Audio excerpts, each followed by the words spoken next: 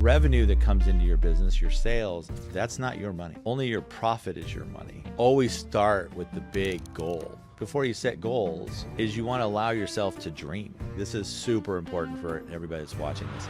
Coach Tom is a seasoned business coach and helped launch Canada Goose into a $400 million brand. He turns struggling businesses into profitable, scalable machines. When you have the goal, you don't have to have the how figured out yet. Alex Hormozy would say, I get people all the time like, oh yeah, I'll never sell my business. I don't want to ever sell my business. Oh, really? What about the $10 million today? Oh, your why. What is your real true why? What is the meaning of freedom? That freedom mode is when you can choose to do what you want to do. Whatever you want to do it, wherever you want to do it. Business were easy, everybody would be doing it. I remember once I had a client, her husband and her had never taken a honeymoon, and they'd been married 7 years. And she texted me from Maui and says, oh, Tom, I did what you told me not to do, and I checked in with the business, but it's absolutely running perfect without me. Have a system for everything. Anything you find yourself doing 3 times or more, you should create a system for it. Saving yourself time, energy, and money. Systems should run your business, and your people should run your systems. And it should be very clear and very easy. Hey, it's Danny. And Sam. And let me ask you a quick question. Are you actually growing your business, or are you just busy? Oh, I'm like I worked 14 hours today busy. Exactly. Well, in the latest episode of Making with Purpose with Mark and John, they speak to Coach Tom, and they speak about how to keep growing your business. Mastering your time, your money, and your delivery. The stuff that's not flashy, but changes everything. Marketing is not about just posting and hoping. If you're tired of competing on price and you want premium customers, You're going to like this one. check it out. All right, here we go. Welcome back to the MakerFlo studio. This is the MakerFlo podcast, Making with Purpose podcast. And on today's episode, this is an exciting one. We've got a good friend of ours, a business coach of ours, and we're going to be talking about chaos to cash flow and the 6 steps that makers must master to profit and scale your business. So got John to my right, I'm Mark, and to my left, we've got Coach Tom. Let's get a round of applause for Coach Tom. Coach Tom. Thank you. Thank you. Cue Guys. the Thanks for having me. applause. Absolutely. Yeah, Coach Tom's been in our lives for, gosh, how many years now? 7.5 years. Going on 8 years with Coach Tom. Yeah. So we'll let you introduce yourself here in a second, but Coach Tom's been a major part of our lives as in addition to Dr. K. And it's been awesome having you, part of our business and our journey from a very, very young age of our journey. 8 years ago, we were only a couple years into our journey through engraving and stuff. And we were very fortunate to link up with you and help us scale our business and help open our eyes to things that we had no idea what we were doing or where we were going. And Coach Tom played a big part of that. Yeah, I think we were. I'm pretty sure we're still in our 20s, and we didn't really have a lot of business knowledge at the time. Like we were kind of just sort of winging it, because it was out of your garage, and we were just kind of coming up, and you kind of like get to a point where you're just like, what do I do next? Like I don't know. You're doing your business, and you go online and you see Elon Musk, and I'm like, well, I kind of want to get there, but like I don't know what the middle looks like, right? And I think that's what today's podcast is about. But I think a great thing that I would like to say is that this is where, like, as a maker, as you're growing, you're scaling, as you're profitable, there's a lot of people that are growing their business, and they have a lot of help. Mm-hmm. And this is where Coach Tom really came in. For us in the beginning, it was very odd. It was kind of like we didn't know something like this existed. Yeah. We were kind of just introduced to Coach Tom through an acquaintance, and we're like, oh, we didn't even know there were coaches for a business. Like, what is this? And so it was a very new thing to us, and we kind of took the leap and sort of the leap of faith, like, hey, hopefully this works out. And before we knew it, like 5-6 years have just kind of gone back. And Coach Tom, it's all the white hairs because of you.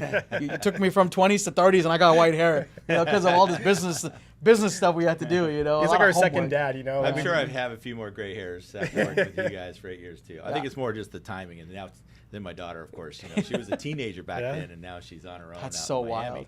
Yeah. So that's so wild. Well, we'll give you the stage a little bit. Introduce yourself to our viewers. Who you are, a little background about you, and then kind of what you do. Yeah, my name's Coach Tom Doherty, and I coach business owners and entrepreneurs of all levels that are good at what they do. They're usually good at what they do with the tools, whether it's engraving or selling a product or running a law firm. You know, they're working on the tools, and we want to get them off the tools so they can build a business that someday can run without them, and create abundance in their lives through increasing their cash flow and getting their time back, and ultimately creating abundance in their team's lives at the same time. So when you're scaling up your business, you are creating jobs. And when you're creating jobs and you give somebody that needs a job or needs a better job, you're creating abundance in that person's family today. And I've seen you guys do that with dozens and dozens of individuals in their family. So congratulations on creating abundance in the community. So one of my goals is to create 1,000 jobs,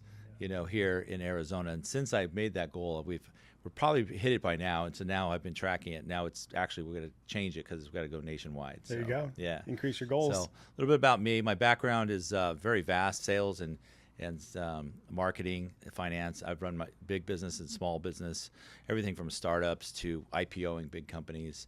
And I just love working with business owners. I didn't know there was such thing as business coaching either for regular businesses like you guys when I first became a coach. So I've been an action coach for 10 years.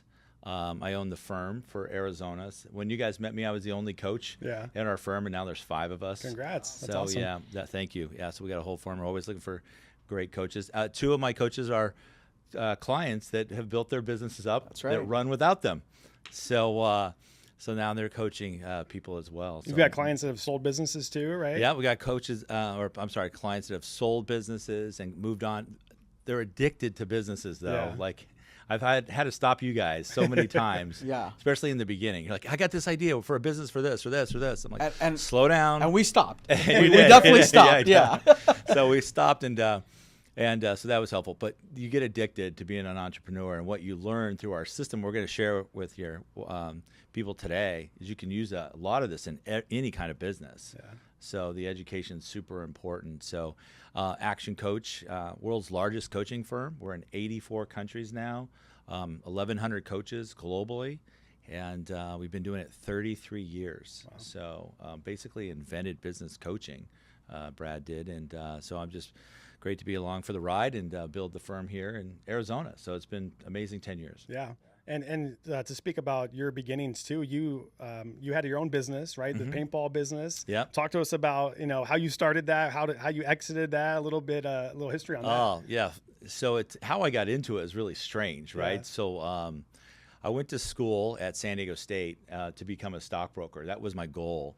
And I'd always wanted to, since the movie Wall Street came out when I was like 15 or 16, I wanted to be a corporate raider. People were like, what is a corporate raider? So the closest thing I knew was a stockbroker to that. So I went to school to be a stockbroker, majored in economics.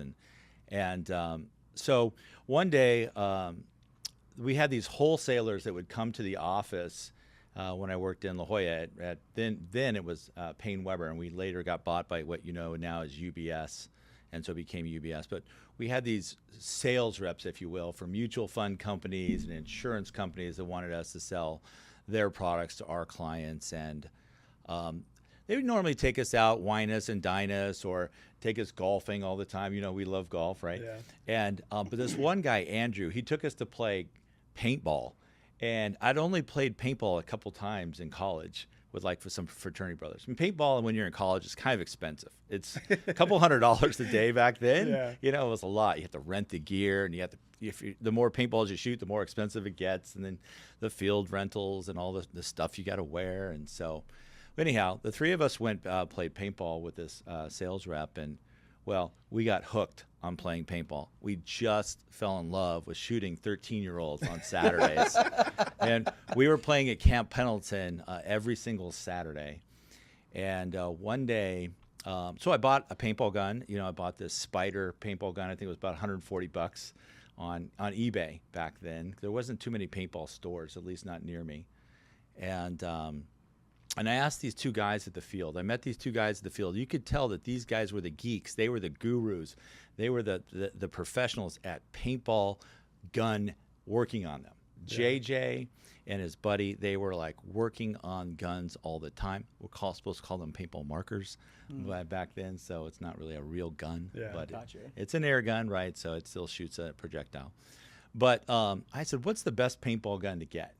And they said, well, the autococker is very accurate. I said, okay, that's pretty cool. But the Angel shoots really fast because it's electronic. And my brain goes to work, and one of my whys, when I took the YOS, is that there's always a better way. Yeah. So I'm always looking to improve processes, systems, whatever it might be. So I'm thinking, you got a gun over here that's accurate, and you got another one that's fast. Like, how do we put these things together? Yeah. And then the guys would, well, there is this thing called a race gun trigger frame that these engineers in Denmark made, and you can get one from them, but you can never get them in the United States. So somehow I got my hands on one, and we had to reconfigure the gun and adapt all these parts to modify it to get it to work. And it was awesome. It was accurate and fast, but heavy. Mm-hmm. And then so I flew to the World Championships of Paintball that next October, which was in Orlando, Florida. My first time in Orlando. Boy, is it ever humid. Yeah. You sweat through all your clothes as soon as you leave the hotel room. And so they had the World Championships there, and they have a big trade show there. You guys are the trade show masters now, under these big tents. So no air conditioning, right, at this place. And so I met with the owners of Race Gun Denmark, the three guys that invented trigger frame. And so long story short, I bought the rights to the trigger frame, then the whole company. And we started manufacturing the entire gun based around our design. I hired a designer from Sweden, this guy named Mats. He came over, he lived with me. I was single for 40 years, so I had an extra room. He came over and lived with me. We started designing the guns. I met this guy that sold software that ran CNC machines. He's like, oh, I used to run a CNC factory. We could buy a CNC machine and start making these guns ourselves. And I already have the software. And I was like, great, let's do it. So we got him a line of credit, and we bought a $60,000 used Fidel CNC machine, which is massive, takes about size of a car. Yeah. And started manufacturing the guns in Carlsbad, California, in Tim's garage. Made in the U.S. Yeah. Oh, yeah. Everything is made in the U.S. So started manufacturing it all there. And then, long story, but the paintball gun business just started blowing up. It was just a hobby that turned into something big, which I think a lot of people on this that are listening to this, hobbies that turn into businesses. Yep. This is what happened. The business started blowing up. And so I left the financial advisor world and moved to Orange County. We got a warehouse, a building, offices, and started manufacturing the parts. And we manufactured the parts. We outsourced them all throughout Southern California, places at CNC places that manufacture motorcycle parts and aerospace and parts like that. So then we would assemble them. We would anodize them, all different crazy colors. Not we, but we'd outsource that to the people. And we used the very best of everything we could fit on that paintball gun. Did the trade show circuit, and that's how we sold a lot of them. And then years later, sold the company to the world's largest paintball distributor. Yeah. Congrats. Yeah, thanks. That's an awesome story. And I think a lot of our viewers definitely relate to that. You know, it's like you're doing your day-to-day job, you're in the weeds of things, but you find something you're passionate about, and you turn that passion into profit, and you chase your journey and your dream. And scale it and sell it. That's exactly what Coach Tom did. Yeah, and you exited and sold it. Like, that's an awesome story. Yeah, it was fun. Well, I just want to say a few things. First is we've never heard that story. And knowing Tom for that long, we've never heard the beginnings of the paintball gun story. Oh, you haven't? No, we've never talked about the gist of it. Yeah, I guess we're a little selfish. We just want to talk about ourselves. I don't believe that. Secondly, I want to say that I think just that story alone has an incredible, like you were kind of saying, a lot of learnings that I think we're going to go over here in the entire podcast. And I think one of the two big things that, Tom, when we first joined was you have to have the end in mind, right? And like for us, for a lot of like makers and stuff, that's very difficult because you're just starting, right? And in your case, I don't know if you always knew you wanted to sell the race gun company, or if you were just kind of like winging it and you're like, well, I got an offer, I'm gonna, I guess I'm gonna sell it, right? But now, like, having MakerFlo and things like that, we're always like thinking to ourselves like, okay, what is our end goal here?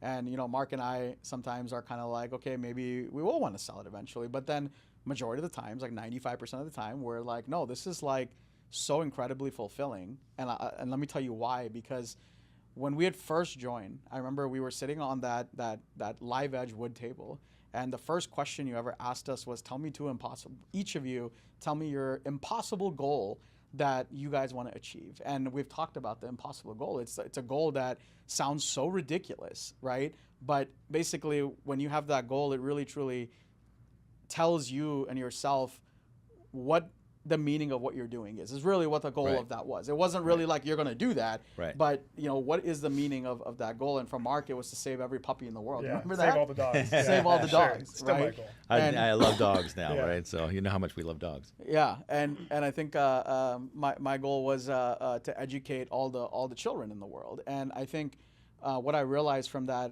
exercise is that Mark and I guess we want to save everything. We want to do help. good. We want to be good, goodness, yeah. and that's where be good, do good, spread good comes in. And we talk about it in the past, but I think that was a pivotal moment where I at least realized, like, wow, Mark and I have kind of the same goals. Like, if you get to the core of it, what is it, right? And I think this is why it's for Mark and I to see the end in sight. Like, it is difficult because MakerFlo, like, no matter how good or bad it's going, our goal has always been the same from the beginning. When it was $0 a year, right? It was always to sort of help, right? Like saving every puppy in the world is not gonna do anything but satisfy us that we saved that many people. And for me, like, teaching every kid in the world is we're not gonna be billionaires doing that, right? It was just. So I think that's a very incredible lesson, and I'm very grateful that you made us do that exercise, because that was one of the first conversations we had, and I'm never gonna forget that. And I've actually, in a podcast, I've also suggested, like, have an impossible goal, because you'll keep asking why, and you'll get to the core of what you're trying to serve, as a person. So yeah, but the big goal is super important. Like, if you just make a small goal, like the one that's reachable, which might be okay for a week or a monthly goal, but like a small milestone. But if you make that like your goal, then it doesn't really drive you, and you don't really have to do a lot today to put it into place. Like, if your goal is like, oh, I want to grow my business 50% in the next 7 years. Well, what do you have to do about that today? Oh, nothing. I don't really have to do anything. Okay, so take that goal and say, let's make that, okay, it's still 50%, but let's do it by the end of this year. Oh, crap. I got to do something today to make it happen, right? Or make a bigger goal that really moves you.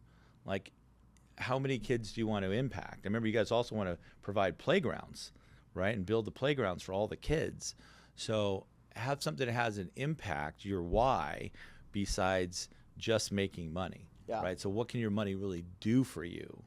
A lot of my clients have a lot of money now, and they're always expanding their why. And once they get to that level, they're like looking out for the next thing and the next thing and how they can give back. And the business owners, I find, are the biggest contributors to charities and churches and causes, because they have more money and they're not just working paycheck to paycheck, like maybe an employee might. But so that's really important. So that's got to come up with, like, what's your real why? Yeah. Like, and we've talked about that in previous podcasts as well. Is you got to really get to the core of it and sit with yourself and spend time with yourself and really figure out what your core why is. And I always say it cannot be I want to make money, because that's never like. Yeah. And the thing is, you'll make the money. Mark and I did that. We lost our way a little bit, and we're like, we need to make a lot of money. Well, we made a lot of money, and then it went the other way, because like that was not satisfactory. It didn't satisfy us. Right. And I think a lot of people talk about that. Oh, if I had all the money, like, it would make me happy. But I could tell you that it's not the case. It definitely is not the case, right? It gives you financial freedom, but you really have to serve that core, your why, and really serve that why, and it keeps you motivated and keeps you going. And for us, like, MakerFlo is the second wind. Like, we kind of hit rock bottom, and this is our way coming up, and now we understand what our why is. We know why we're doing this, and so it's given us a bigger purpose. So I know we talked about goals a lot with Dr. K, so I don't want to spend too much time on this and get on with the podcast. The last thing, though, I want to say about Tom is being very humble. if we really go through his rap sheet and really talk about everything he's done, we will get into words like billions of dollars. So, but I'm not gonna toot his horn too much because I don't know how much he wants to divulge. But maybe it comes out later in the podcast. We'll see. But he, in our sessions, those numbers come up, and that's not something that Mark and I have done. It's something that Tom has done. So, Tom, I just want to put it out there that if you're watching, just know that we brought Tom on because one, he's our business psychiatrist. So he has a iPad with everything we've talked about since we started. So if there was anyone that knows the insides and outs of Mark and I's brain, how we started as makers in a garage and how we got where we are today, Tom has everything on that. And I already told Tom that if you have that, if we get into it, it's okay if he brings the iPad or he talks about personal things and our journey and things like that. So it might get a little personal here. But this is why, we invite Dr. K. This is why we invite Dr. Tom, Coach Tom, is because, we this is not fluff pieces. This is not just getting someone random. This is someone that we've spent years with. This is someone that we've built rapport with. We have a relationship with that's beyond just, hey, here's payment. This is very personal to Mark and I, and we want to tell our story, through the podcast, through real people and real experiences. Yeah, so. Coach Tom comes with receipts, right? He's done it himself personally, and he's helped many businesses do it themselves, and he's got receipts to prove that. So, you're a top salesman for Canada Goose, right? You can touch on that. Yeah, we launched the brand Canada Goose. If you guys are in the cold part of the country, they make the down parkas out of Canada. And it had been a family business for many years, all made in Canada. And then a friend of mine came to me and said, hey, do you want to launch this brand in the U.S.? They had another guy like me. His name's Todd in New York, and there was me. I was living in Newport Beach. I'm like, down parkas with fur? Nobody needs down parkas in Newport Beach, But we grew that brand quite quickly, rapidly, and years later it ended up IPOing for like $400 million, and now they have 30 stores around the globe, so it's quite elaborate. Everybody knows the brand. All the celebrities are wearing it. They make awesome stuff. You guys have all got one. I got one for you guys all. So I just love the brand, and I went on to be the global VP of Sales and Marketing for their competitor after they IPO'd. So I won't say the name of that brand out loud, but that was a lot of learning. So then after that launched me into my business coaching career. That's awesome. Again, there's a lot missing in the middle. So we won't go. It's going to be like a 4-hour podcast. Yeah, but we could be basically, I just want to let it be known that we personally have that relationship with Tom, and Tom comes with tons of experience. So I'm really excited to get started on this podcast, going through the 6 steps, and really getting into it. I can't wait for us to share our journey, what we have learned, and obviously for Tom. So let's dive into the 6 steps, and I'd love you to kind of give us an top level understanding of what the 6 steps are, and then we'll break it down and we'll dive into each one. But from an action coach, what are the 6 steps? Right. So the 6 steps is a model to grow your business step by step, and we'll go over each one of those today. But you're not done, with the 6 steps. You're at each phase of business, you got to revisit the 6 steps again, unless you've sold the business. Got to keep tweaking them, keep perfecting them. That's right. I mean, the first step, I'll just give it away. The first step is mastery. Yep. What is mastery? What does that mean? Does anybody really master anything? Not really. Even if you're a jiu-jitsu master, right, or a karate master, do you still practice? Mm-hmm. You can always be getting better, right? So mastery is like an ongoing thing. You're always working on yourself to improve. So it's our model to grow the business. Within there's a model to grow profit. We'll talk about that too if we have time. Yeah. And so we'll get right into the with mastery, 6 steps. I love mastery because I really love the order that this goes in, and it really builds on each other. Each step builds on the next step. Mm-hmm. And with mastery, I feel like people always ask you why did you get into business? What did you do that for? And similar to your paintball story is you found an issue in the market, right? You found a need and an opportunity, some white space for you to solve a problem. Right. And you were passionate about paintballing. And so you decided to become a master of that problem and a master of that industry. And a business was born out of that. That's right. And a similar story to John and I is, we had an engraving business, and we were very passionate, and we mastered that engraving business, but then we found a need in the market that there was a need for unique blanks out there in the market that were different, that were high quality, that no one else had seen before. And we just dove in, and we flew out to China, and we're going all in on mastery. Like, we're going to understand from ground up how this product is made, where it's made, why it's made, and become masters in the product itself. And then we just build from there. And that's when I think of mastery, like understand what you want to solve, master everything you can about knowing that industry, and then you'll become the expert, and your customers are going to trust you, and you're going to build from there. Yeah, you build your authority, and people will come to you, and then your brand gets recognized, and the brand grows in value. Yeah, you'll attract great people that work for you that way, and you'll also have customers for life. Mm-hmm. Yeah, I think mastery, I love mastery because I'm always reading. I'm always reading about anything and everything. Mm-hmm. And one of my goals when I was in high school was to be knowledgeable about as many things as possible, whether it's women's hair, whether it's bags, whether it's heels. Like, I don't like whether it's making a door, whether it's like making a cord, like talk to me. Like, I want to know about everything. And that's the problem I have. But, you know, I think Elon Musk had said it best is that, you know, when he was building Tesla, he was going out there and he was finding, you know, all these people to do all these things and getting all these costs. But in order for him to really, truly build a successful company, he had to master manufacturing, and he went backwards, and he figured out how to get to the bottom of things and really master what he's building. So when you look at someone like Elon, now, whether you like him or not is a whole different story. I'm just strictly talking about, you know, what he talks about and what he's done. And, you know, no matter if you like him or not, if a metric is wealth, he's successful, right?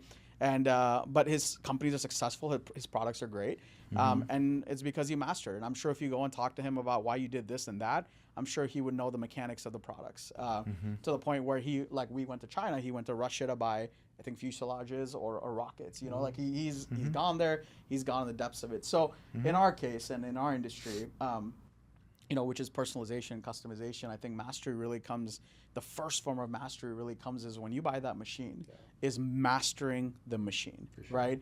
Is because that is the form of customization. That is your whole business.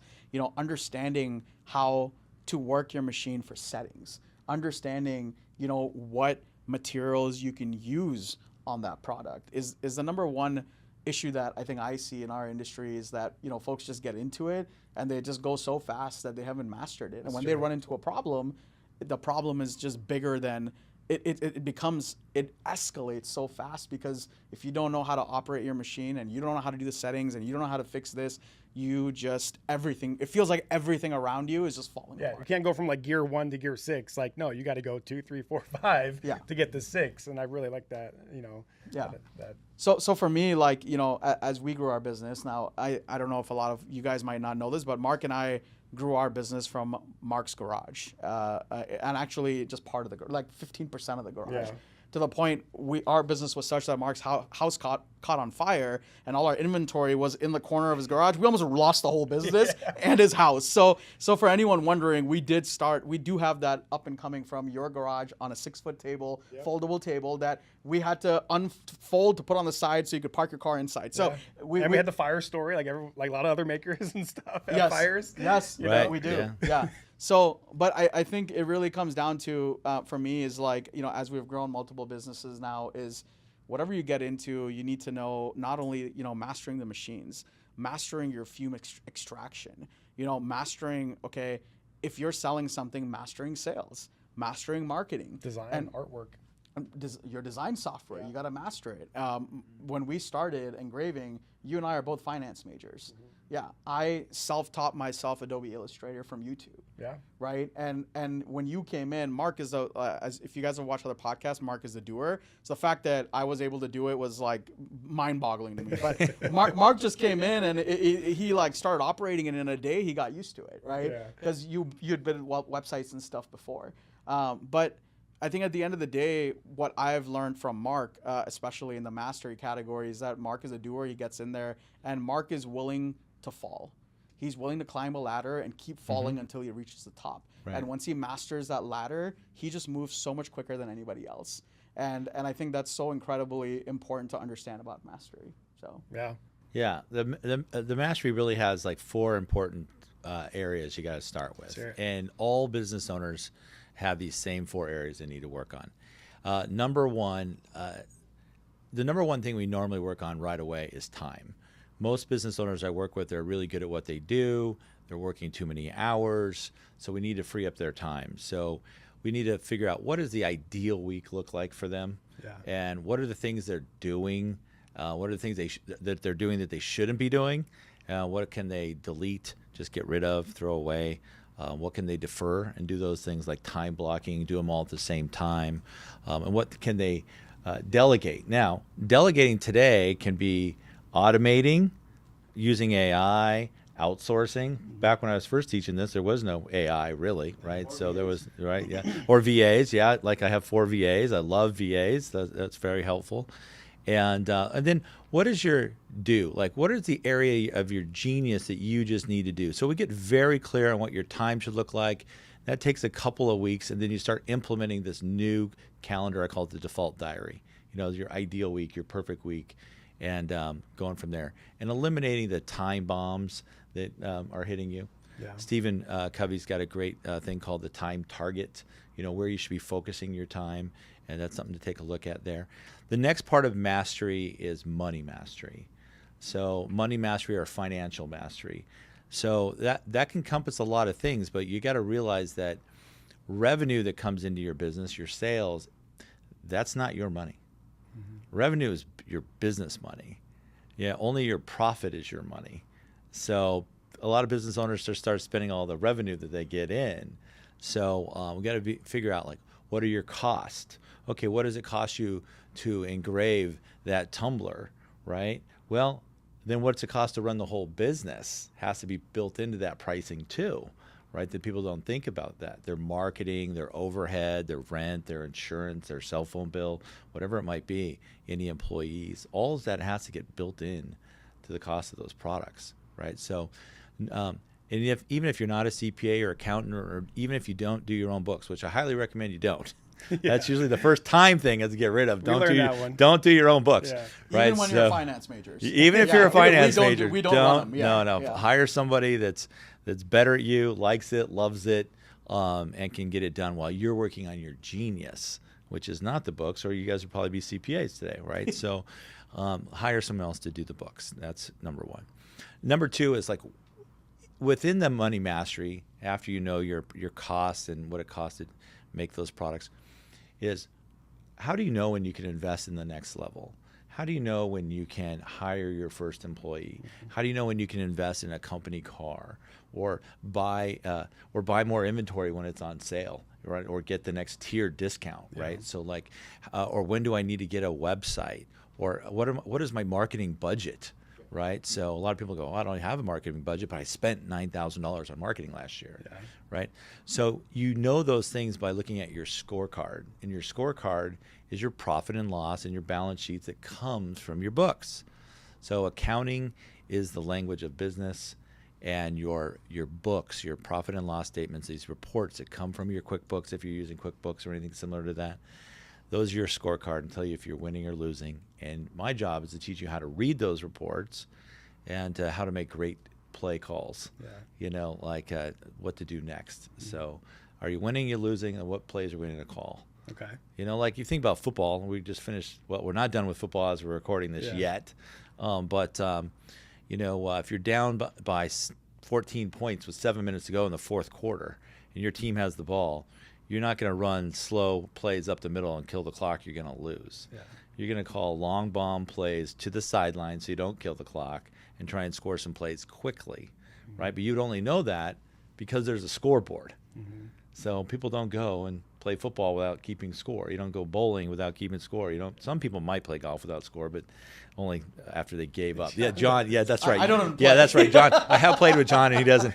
But he's new. He's learning. So I always play best ball. He's been learning for 20 years. Come on. I play best ball. Yeah, Mark always keeps score because he always beats me. So we got time, money, and what are the third and fourth areas of mastery? The third one is delivery mastery. This is super important for everybody that's watching this. Delivery mastery is not your FedEx or your UPS. Delivery mastery is, are you giving your customers the product and the service that they expect on time, in full, and in spec. So are you doing it right to what they're looking for?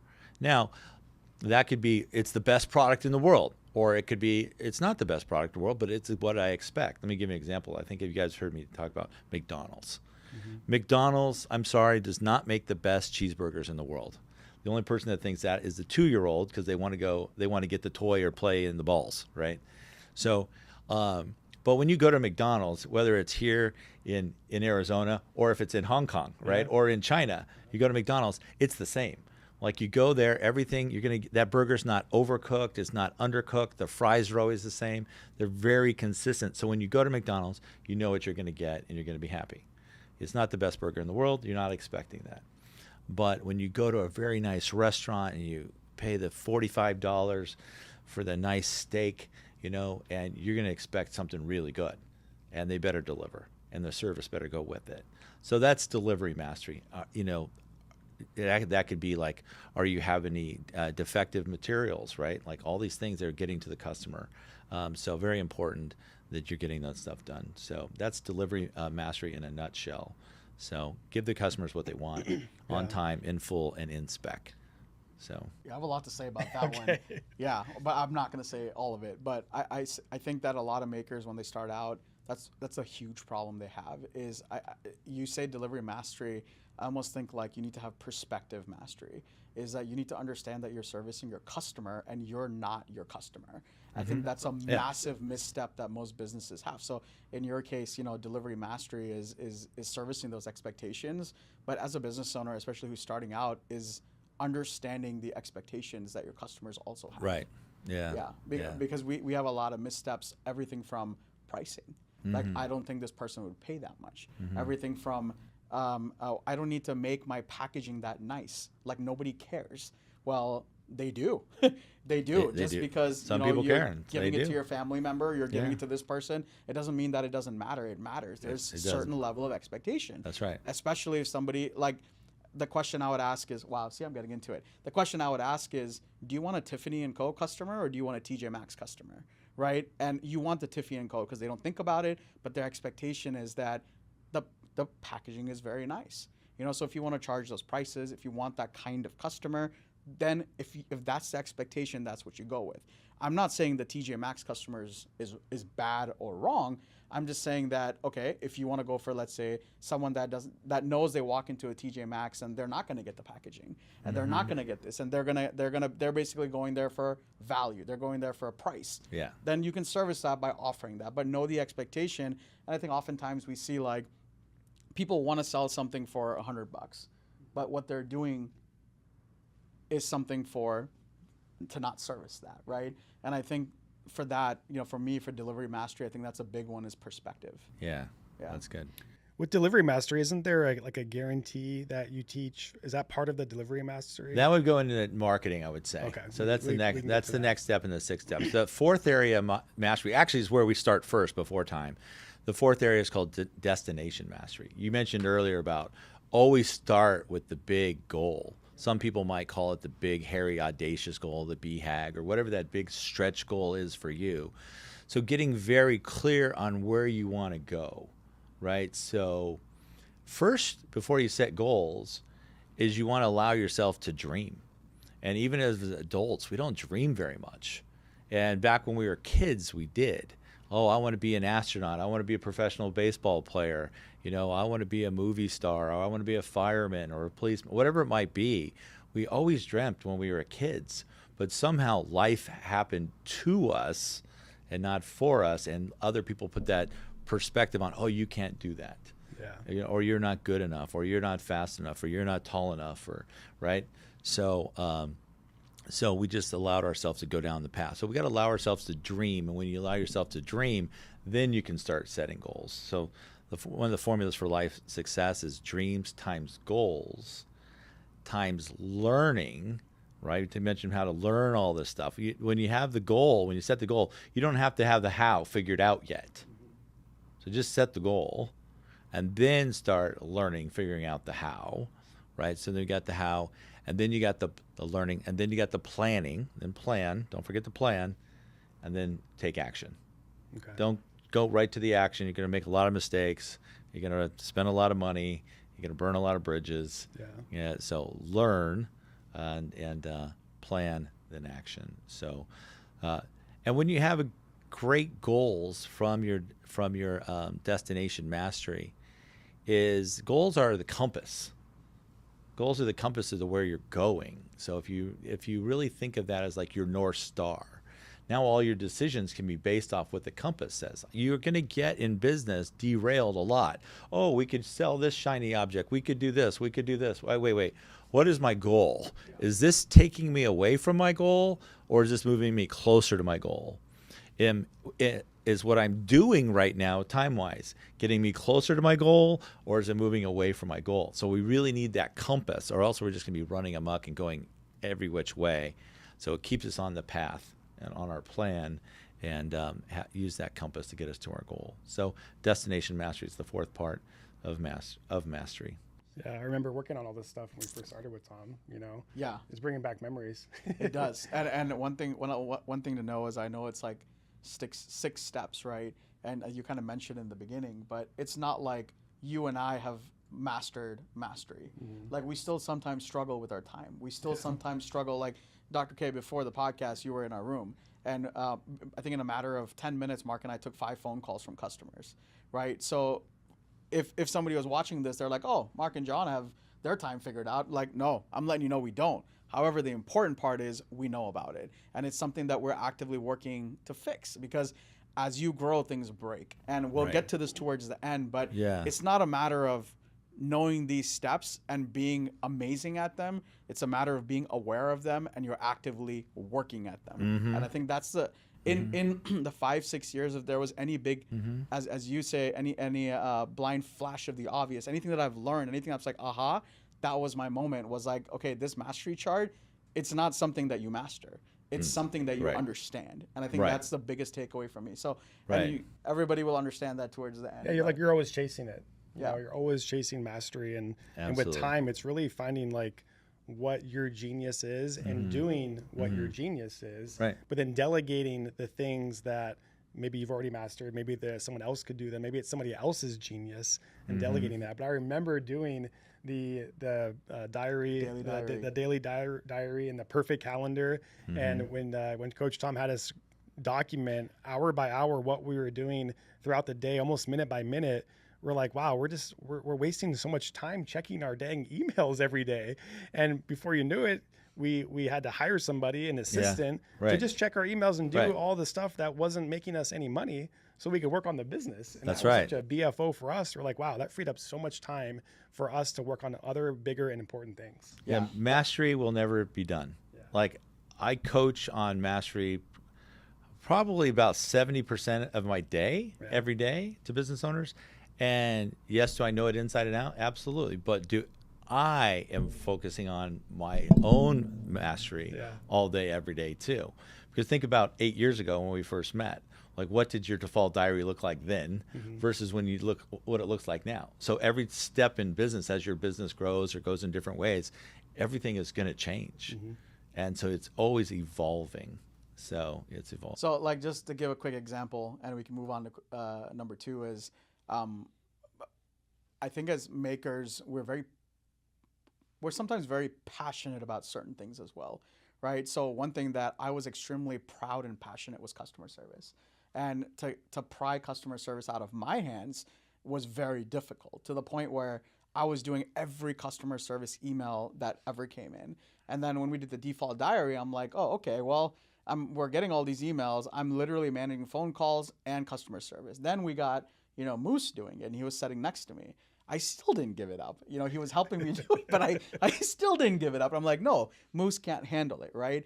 And I think the big thing with mastery is you've mastered it so well that you can teach it and then delegate it, because there are certain part of your genius that you will be doing, but I can't see myself doing customer service emails still today. Now, a portion of it I do. There are certain things I do, but like not because if I was, then Mel is doing it full time. I can't be doing customer service full time. And that was my thing. Like I loved customer service, and we built that customer service position kind of built out MakerFlow's, how we service our customer. It was a big part of our branding. It was a big part of what we do, right? It was it's part of our core. But, it was very difficult to give away. But it comes down to, if it was hampering my time, even though it's my genius, if it was hampering my time, a big learning. And for anyone that's like, when do I get a new person, was like, hey, I really mastered this and now I can teach it. I can create a system around it, and I need to hold accountable and manage it. And you move on to the next thing, right? Because you have to. I couldn't be doing, I couldn't be doing customer service as much as Mark would be still working on our website, which he doesn't, which you were, right? And that was also handed off. So I think we learned a lot, and we've delegated a lot, but it just feels like we need to keep delegating more, so we're working on it. Yeah, absolutely. All right. So to recap, step 1 of the 6 steps, it's mastery, and there was 4 areas within mastery. One is the destination, pinpointing your BHAG, your big, hairy, audacious goal, and then getting into your time mastery, your money mastery, and your delivery mastery. Yep. So good stuff on that. Let's move on to step 2 of the 6 steps that makers can take to master and scale their business and profits. Step 2 is marketing. Step 2 is marketing. Yep. So marketing is, this is where a lot of hobbyists get stuck. They're really good at building what they do, but then how do I sell it? And marketing today should do the heavy lifting for the salesperson. So marketing is also, what is the definition of marketing? So people think marketing is all your colors and your branding and your logos and your ads and all that stuff. This is part of branding and advertising. Yes, it's true, but marketing comes down to really one thing. What does it cost you to buy a new customer? What does it cost you to buy a customer? So, therefore, marketing is math, right? So marketing is math. You got to know your numbers when it comes to marketing. And some of the things we focus on first in marketing is what sets you apart. Because we want to sell on value, not on price. There's always somebody that'll do it for less, right? For a cheaper price. It might be a cheaper product or a cheaper service. I see that a lot in the trades, right? If you have somebody come to your house to fix something, there's always some guy that will promise you to do it for less, but he might not ever show up again once you pay him something. But anyhow, so if you want to sell on value, what sets you apart? And so you need to come up with a unique selling proposition, USP for short. So a USP is something that only you can say, not your competitors. So why would I buy from you? Why would I buy from MakerFlo as opposed to your competition? And you guys have really set yourself apart in this niche. Okay, so that is one thing, is you want to create a niche for yourself. Maybe you're the person that's great at one particular thing. Like Elon Musk really had a niche on being the one that really mass produced the great electronic car, right? He was known for that. And going back to goal setting, why did he produce the electronic car that everybody had to have? Because his big goal was to send the man to Mars, right? That was his goal. That was so big that he was going to fund it by selling electric cars to build rockets to get to Mars. So talk about a guy with a big goal, right? So, why would they buy from you? Why? Now, a lot of times I hear, if I ask people this question, they'll say, "Oh, we have great customer service," right? And in your industry, you guys do, right? But in the bigger scope of things, some people in small business, they try to say that all the time, but they have their competitors are saying the same thing. If they're not Nordstrom, if they're not Four Seasons hotels, those guys really have it lock on customer service, right? So in your industry, what does that look like? Oh, we're a family-run business. People use that one a lot too. Okay. Is that important to your customer? Perspective. Maybe not. I don't know. So what makes you different? So a lot of times your guarantee should be part of your USP. So now a guarantee does not have to be a money back guarantee. So don't get that wrong. So a lot of people think, oh, I'm afraid to give a money back guarantee because people will take advantage of me and then I'll end up losing money. But a guarantee could be a lot of different things. There's all different types of guarantees, but a guarantee will also help you sell in marketing, because that guarantee will help push somebody over the edge. Oh, I can buy from them because they have a guarantee. There's no risk for me, right? So like Alex Hormozy would say, have an offer that's so good that they feel stupid saying no, right? So sometimes you think, oh, that sounds pretty good, but oh, they got this guarantee. Oh, definitely got to try it, right? So I remember some great guarantees and why people would buy from people. Like back when I was in college, Domino's Pizza. Domino's Pizza used to have, they don't have the same one anymore, but they had a 30-minute guarantee. Like they would have this pizza to your house or college dorm or wherever you're living in 30 minutes or less, or it was free. Yeah. So you're going to call Domino's instead of taking a risk with Pizza Hut because you're hungry now. Yeah.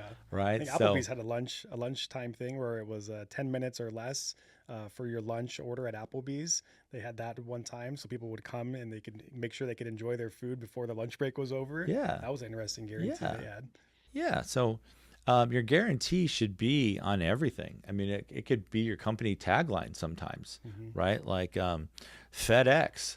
FedEx is when you absolutely have to have it overnight, right? So you think now it's become a brand. So if I say, I might tell my assistant, hey, will you FedEx this? That just means I need it there overnight now.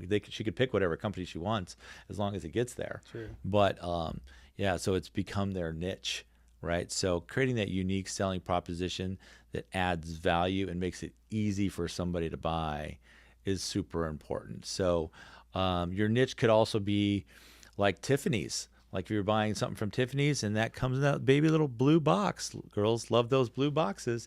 That's their niche. Like it doesn't matter what's in there. I want to see it. Yeah. They want to see it, right? So what does it look like for you? It sets you apart. So when you set yourself apart, you can sell on value instead of price, and that'll give you more cash flow into your business. So, and marketing should do the heavy lifting for the salespeople. Yeah, I think a lot of makers struggle with marketing, and I've been seeing that lately more and more because of the pressure from, China, from Temu, and all these things. And the driving force is so hard. It's price. We're marketed so hard with so many marketing dollars from these bigger companies coming and saying buy it cheaper here, that I feel like it came in like a hurricane and just took everyone with it.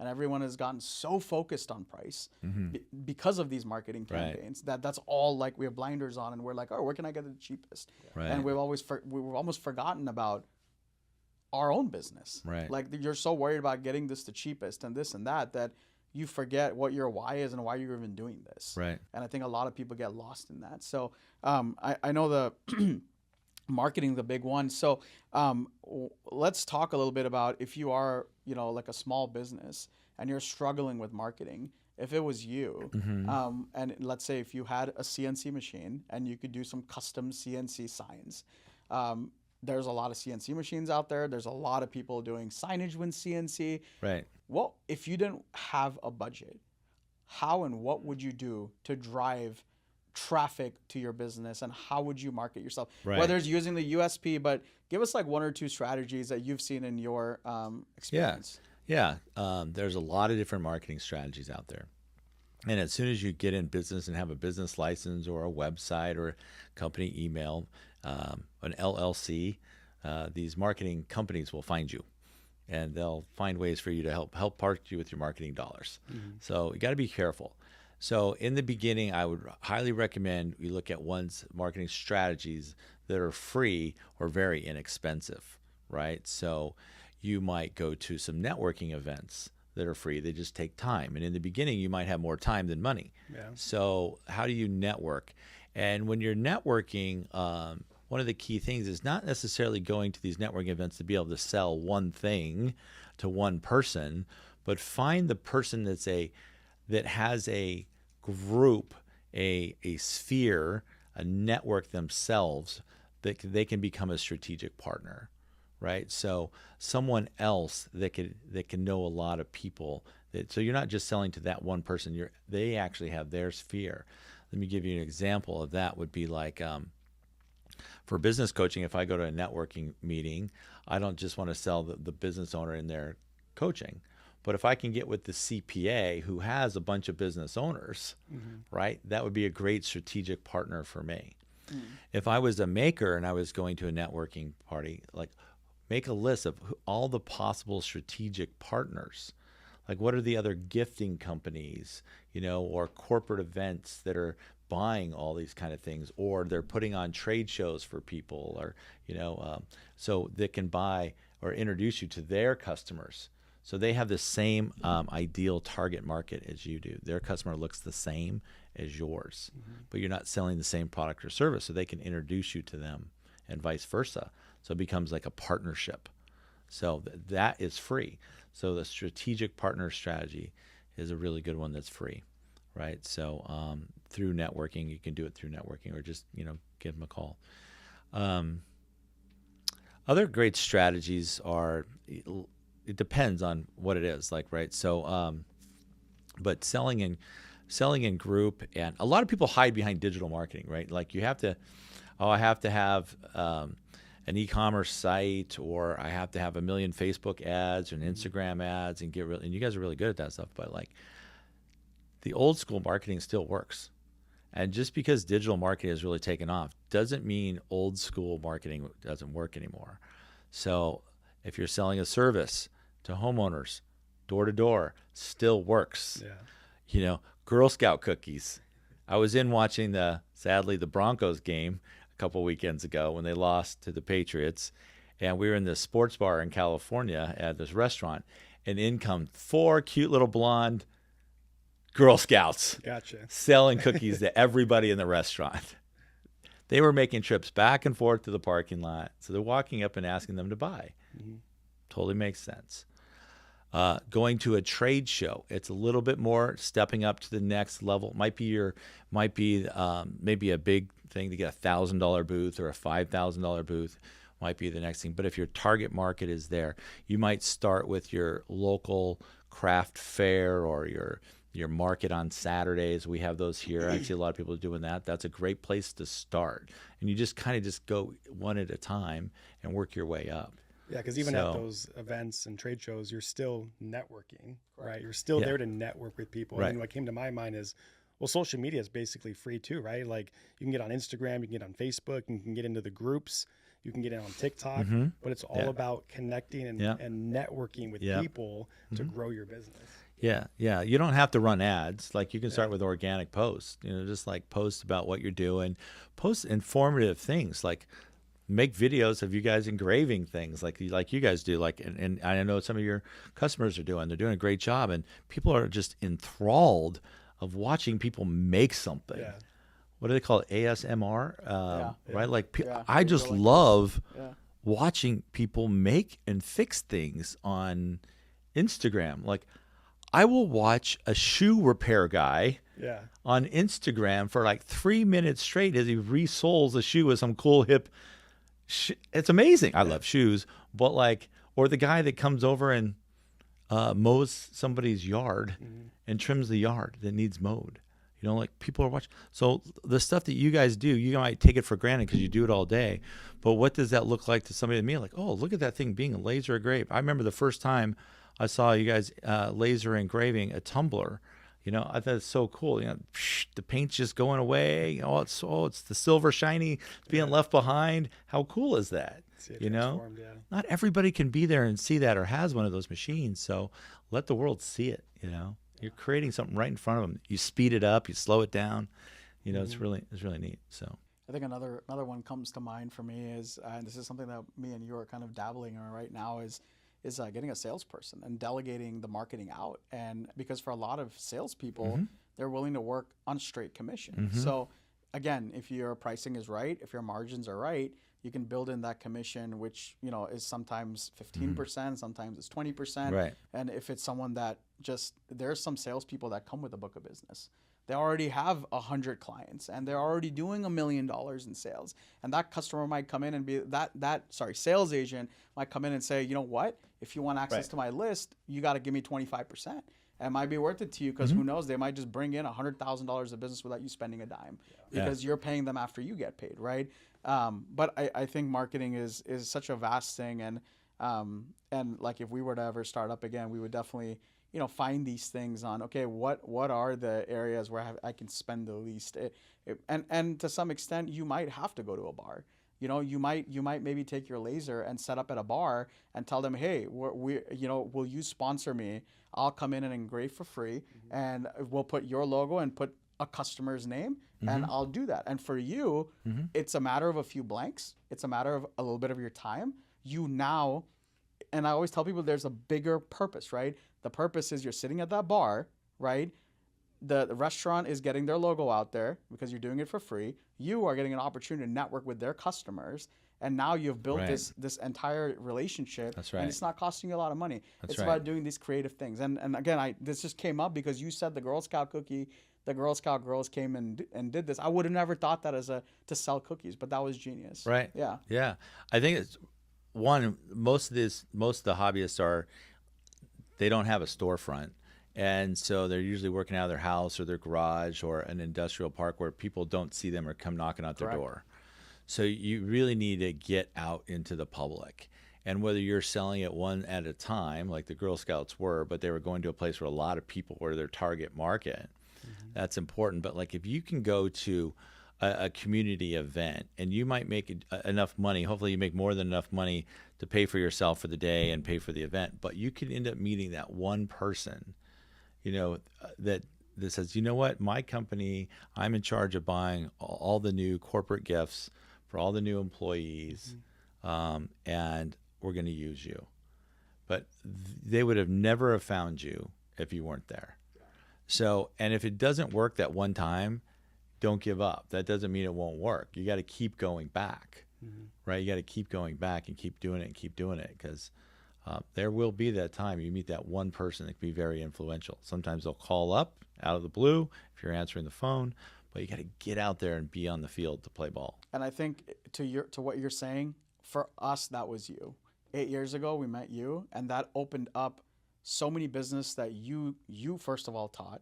It gave us access to your network. Then you introduced us to BNI, which gave us access to 100 more businesses. So if you really go back 8 years, it was, and the way we met was through networking, because the person that had us meet you was one of Mark's friends, so it all just comes through networking. If you look at how this relationship, and the reason we're sitting here is because of networking. So yes, it is true, tried and tested. And I think it's a great way for someone that wants to start, on a budget is like focus on networking, focus on getting out there, and focus on being uncomfortable.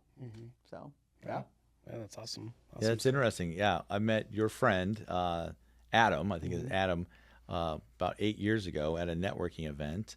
And he introduced me to you guys. And this was when Adam had no kids. I think he's got like 5 kids now. Does he have 5 or 4 or on 6, working on 5 or 6?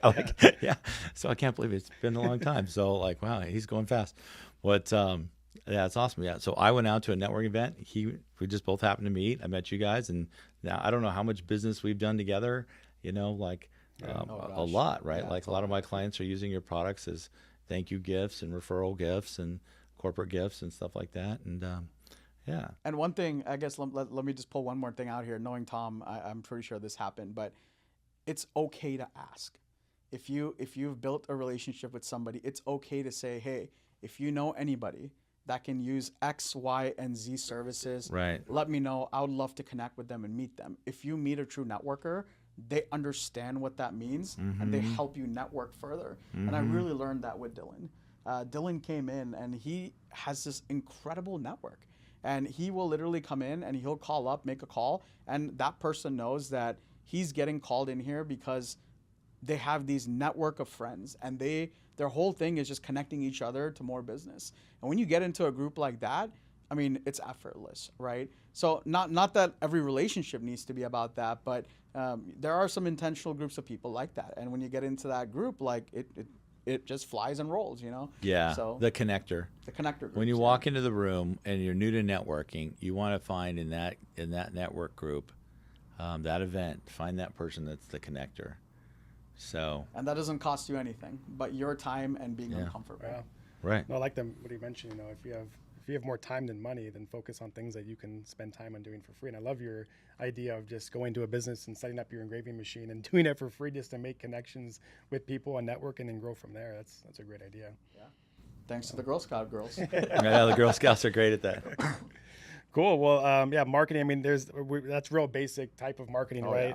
Yeah. But when you get into the CAC, the cost to acquire a customer, then you're really looking at the water wheel of like, okay, what money are you putting in, what return on your ROAS and return on investment you're getting, what's that water dumping back out on the end of the wheel, and that really is how I think you keep the life cycle of your business going with marketing. Right. And once you dial that in and knowing what marketing tools are working, where your money's going, how it's being spent. You've mastered your business. Now you throw money into marketing. Now your wheel of business is starting to turn, and you can start seeing how we're going down the 6 steps of all of this. Yeah, and with marketing, I think a lot of folks get caught up in paid marketing. A lot of folks, just because Tom is doing paid marketing doesn't mean you'll find your success there. Yeah. I'm sure if we asked 20 years ago, you'd say that sales guys were absolutely crushing it, and sales guys are the way to go. And then paid marketing came into the mix, and just wait till agentic commerce takes off. The whole game is going to change again. Paid ads is going to be like totally different, right? Right. And so I think marketing also changes, and you have to kind of be with the time and don't try to copy and paste everything. Mm-hmm. And then that kind of goes back to mastery now, right? You have to always be, you got to always be on the lookout, keep reading, keep asking, keep talking, keep networking, keep learning, and keep mastering. So, always be learning. Always be learning. All right. You guys going to wrap up marketing? Well, there's one other point about marketing, and that's the how to make more profit is in there. So that's the magic 5 ways profit formula that everybody needs to know. How to make more profit. How to make more profit. So the magic 5 ways profit formula, basically all business owners want 3 things. They want more customers, they want more revenue, and they want more profit. But those are all outcomes of a formula called the magic profit formula, and 5 ways. And so you can't just go get a customer. You need to work on the inputs. So the inputs are leads. So how do you get a lead? And a lead is somebody that's interested in your product or service. And then how do you convert them? That's the sales. So leads times your conversion rate, your sales closing ratio, gives you how many customers you have.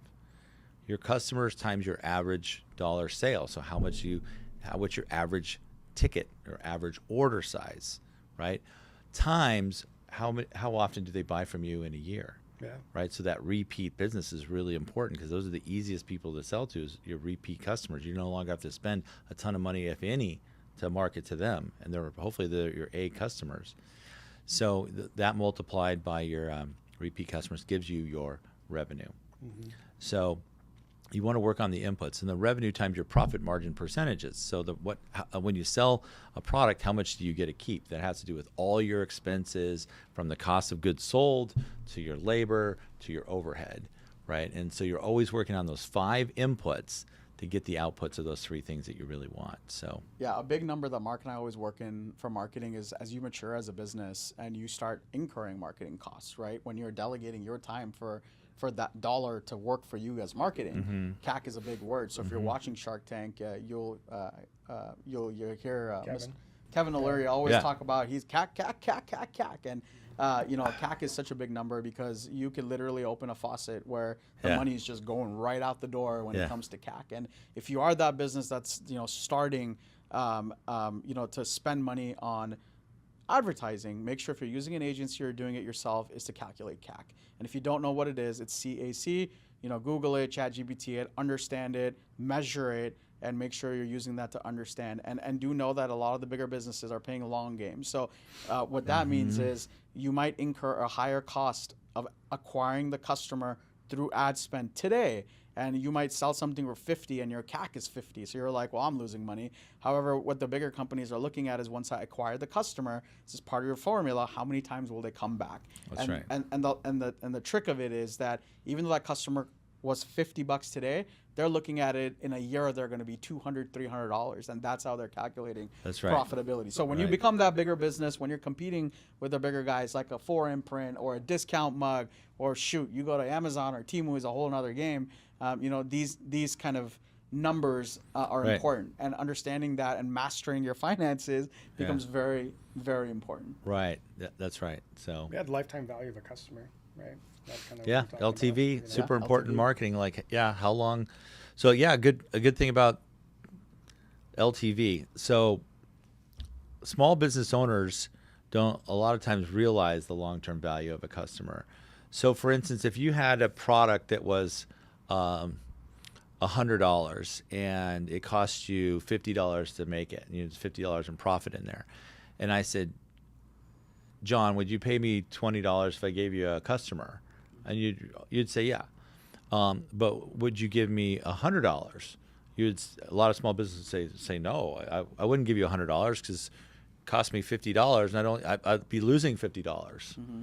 But what they don't realize is that the long-term value is that customer might buy every single month and stay with you for 3 years or 5 years, or so the bigger companies, especially in private equity and stuff, they can play the long game knowing that they'll win out, right? Mm-hmm. Like, how does the guy at the gym give me a t-shirt and a duffel bag and a training session and this and that and the other that's worth $250 for my $50 a month right now? $50 for $250, okay, I'm going to buy it. But I belong to the gym for 3 years and never go, right? Like, they're going to make it back on me, in month 2 or 3. But the small business owner's not thinking what month 2 or 3. They're thinking one transaction at a time. Yeah. So I think it's a very complex topic. We might have to have Tom back to talk about marketing, because can never be a short conversation. So no, it's not, we're only we're not even halfway there done with all the steps. So I would love to move forward. I don't know if you have any last words, Mark. No, I mean, the one thing that people forget about is once you get that customer, it's about maintaining that customer too. And a lot of people lose sight of maintaining that relationship and having their systems in place to email them, to contact them again, to get them back. They're not just going to automatically come back for your product or services. You really have to have your systems in place for that customer to come back, an email list, a SMS list, something that you're actively reaching out to them to come back. Yeah. It always surprises me how many businesses are not doing that. You've already collected the first party data. You've got their phone number, you've got their address, you've got their email, and you're not even reaching out to them to get them back. That's a big problem once you've already acquired that customer. Right. Absolutely. Email, SMS, another 3-hour conversation. Number 3 is systems. Wow. Number 3 is systems. So who would have known? We've got mastery, marketing, and then systems. So Tom, give us a high level of what systems are within Action Coach. Let's see. Systems is just an acronym. Do you remember the acronym? Oh, geez. Saving yourself time, energy, and money, right? So systems, you should have a system for everything. Anything you find yourself doing 3 times or more, you should create a system for it. Systems should run your business, and your people should run your systems. So you should have systems around your time. You should have systems around your marketing. You should have systems around your processing payments, systems around how you deliver to the customer. Everything should have a system. And just like building a paintball gun, you always want to improve your systems all the time. Now, your systems are going to crack as you grow, right? So think about some of the systems you guys were using 7, 8 years ago. They're not working today for you because you're at a bigger size business. You have more people. It just wouldn't, like how you keep track of time cards today, how you did it 7 years ago. It's changed, right? So a lot of different things. And then things get better. So systems give us leverage. And the definition of leverage, there's a lot of them, but you can do more with ever less. So, if you had to send out an email to 1,000 people back in the day, that would take you a lot of time. Now we have CRMs, and we can write one email and click a group, and it all goes, right? So having the right systems is super important. That SMS campaign you talked about in marketing, wow, imagine what that was like if you just text everybody from your phone one at a time. You would wear out your thumbs, so having a system for everything. I'm kind of a systems freak. And my people have to use systems, and they're always changing. And what's great about a system is that one of the reasons you have a system is so when you hire someone, your first person to your last person, you want to make a system on how to do things. So you have the system. So when they come to work for you, you've already got that stuff out of your head. So you have systems now. You guys have systems now too. They're just stuck in your head. You got to get them out of your head, onto paper, into a checklist, into a spreadsheet, into a video. Some people might call it a standard operating procedure, an SOP, or a lot of different terms for it, right? I just call it systems or a playbook, but the SOP. And so you got to get it out of your head and onto that checklist so that you can hand that checklist to your new hire, your new team member, and they can run with it. Yeah. And it should be very clear. and very easy.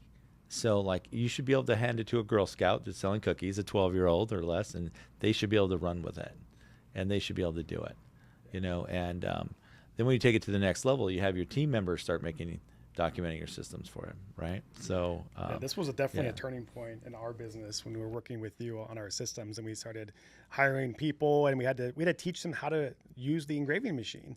And when you hire somebody, it's the perfect time to create systems because you have to teach them anyway. So you might as well document that system because it'll reduce the amount of repetition and the questions of the same thing over and over again. Right. It's like, hey, check the system. Yeah. We documented this. And the thing that I like using in our business and a tip to makers and any business out there is use Google Sheets or Google Docs to create your systems, because those documents can be shared and anyone can access them, update them, and change them, and you can keep going after the mastery with your systems if you have it on a shared document. Yeah. That's what we love using. And I think that really having those systems for us really led into like role clarity. It was like the next system that we created, and we documented each position that we started to bring into the business, and we decided what that clarity of the role was, what the expectations were, what the KPIs were, and having these systems. Well, if that person left, boom, we could plug and play somebody else into that system. They knew exactly what the position entailed, and on we went. And then I think to add on to what we're realizing is the expectation is then set. Yeah. And then if something ever goes wrong, we can go back to the system and be like, well, this was the system. Yeah. I think that's the most important part is like, listen, the system was, explained. We can always change it, but this is what it is right now. We have to kind of follow this rule and go by that. So, some of these things we're talking about for a lot of viewers might be a little bit high level.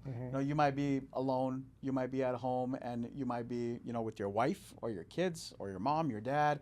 You might have one team member that's coming over, and I think what happened with us and the breakaway is like, you're like, it's like a 5-minute thing. Yeah. What do we need to document that's going to take me 30 minutes to make for this system? It makes no sense, right? It'll take me 2 hours to document something, that I could tell you in 2 seconds. Yeah, and one of the biggest arguments not arguments, but discussions that Mark and I always have is, and Mark is so bad at it because Mark knows that he can do it faster, and he will just do it, right? And it's like, Mark, you stop doing that.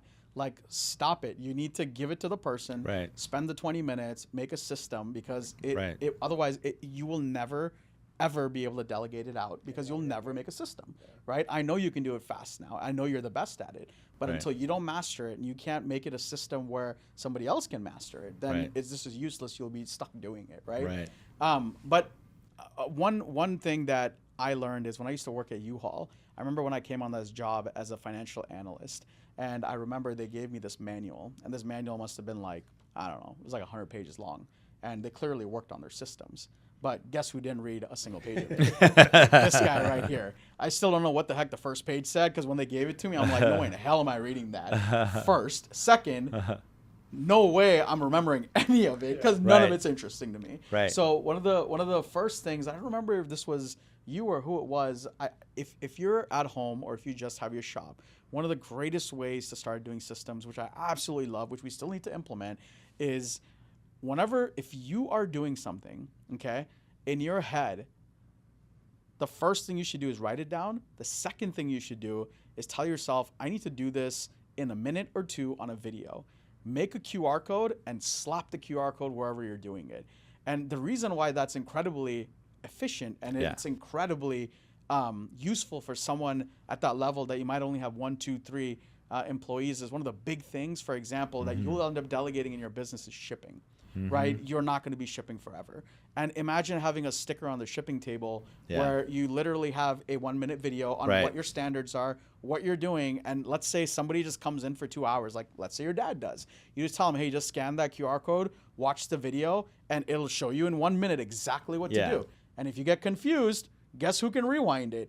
You can. Right. You can pause it, you can start it again. I totally agree. So I can tell you a little what we use. One, we do use the Google Sheets and the Google Docs to track it all. But when I started writing down my systems, I would be typing it out, word for word, letter by letter, and it would be you'd forget a step in there all the time because it's just in your brain and you do it. You skip steps a lot. It was very time consuming. Then I started using a software called Loom that everybody can get for free on your PC, your Mac, your phone, or wherever. And I would record myself talking out loud, doing things on my computer, like if you're showing something on how to do it, or if it's something out in the field, or if it's a printer or it's a laser engraver, you can use the camera on your phone, and it records you and it records what you're doing. And Dan Martell, in his book Buy Back Your Time, which has a lot of things we're talking about here when it came to time, but he calls it the camcorder method. So imagine whatever you're doing, you have the old-fashioned camcorder on a tripod over your shoulder, just recording everything you're doing, and talk out loud, like you're walking through the steps, and just do what you're doing and record everything you do. So I use Loom. I don't use a camcorder, but I use Loom to do it.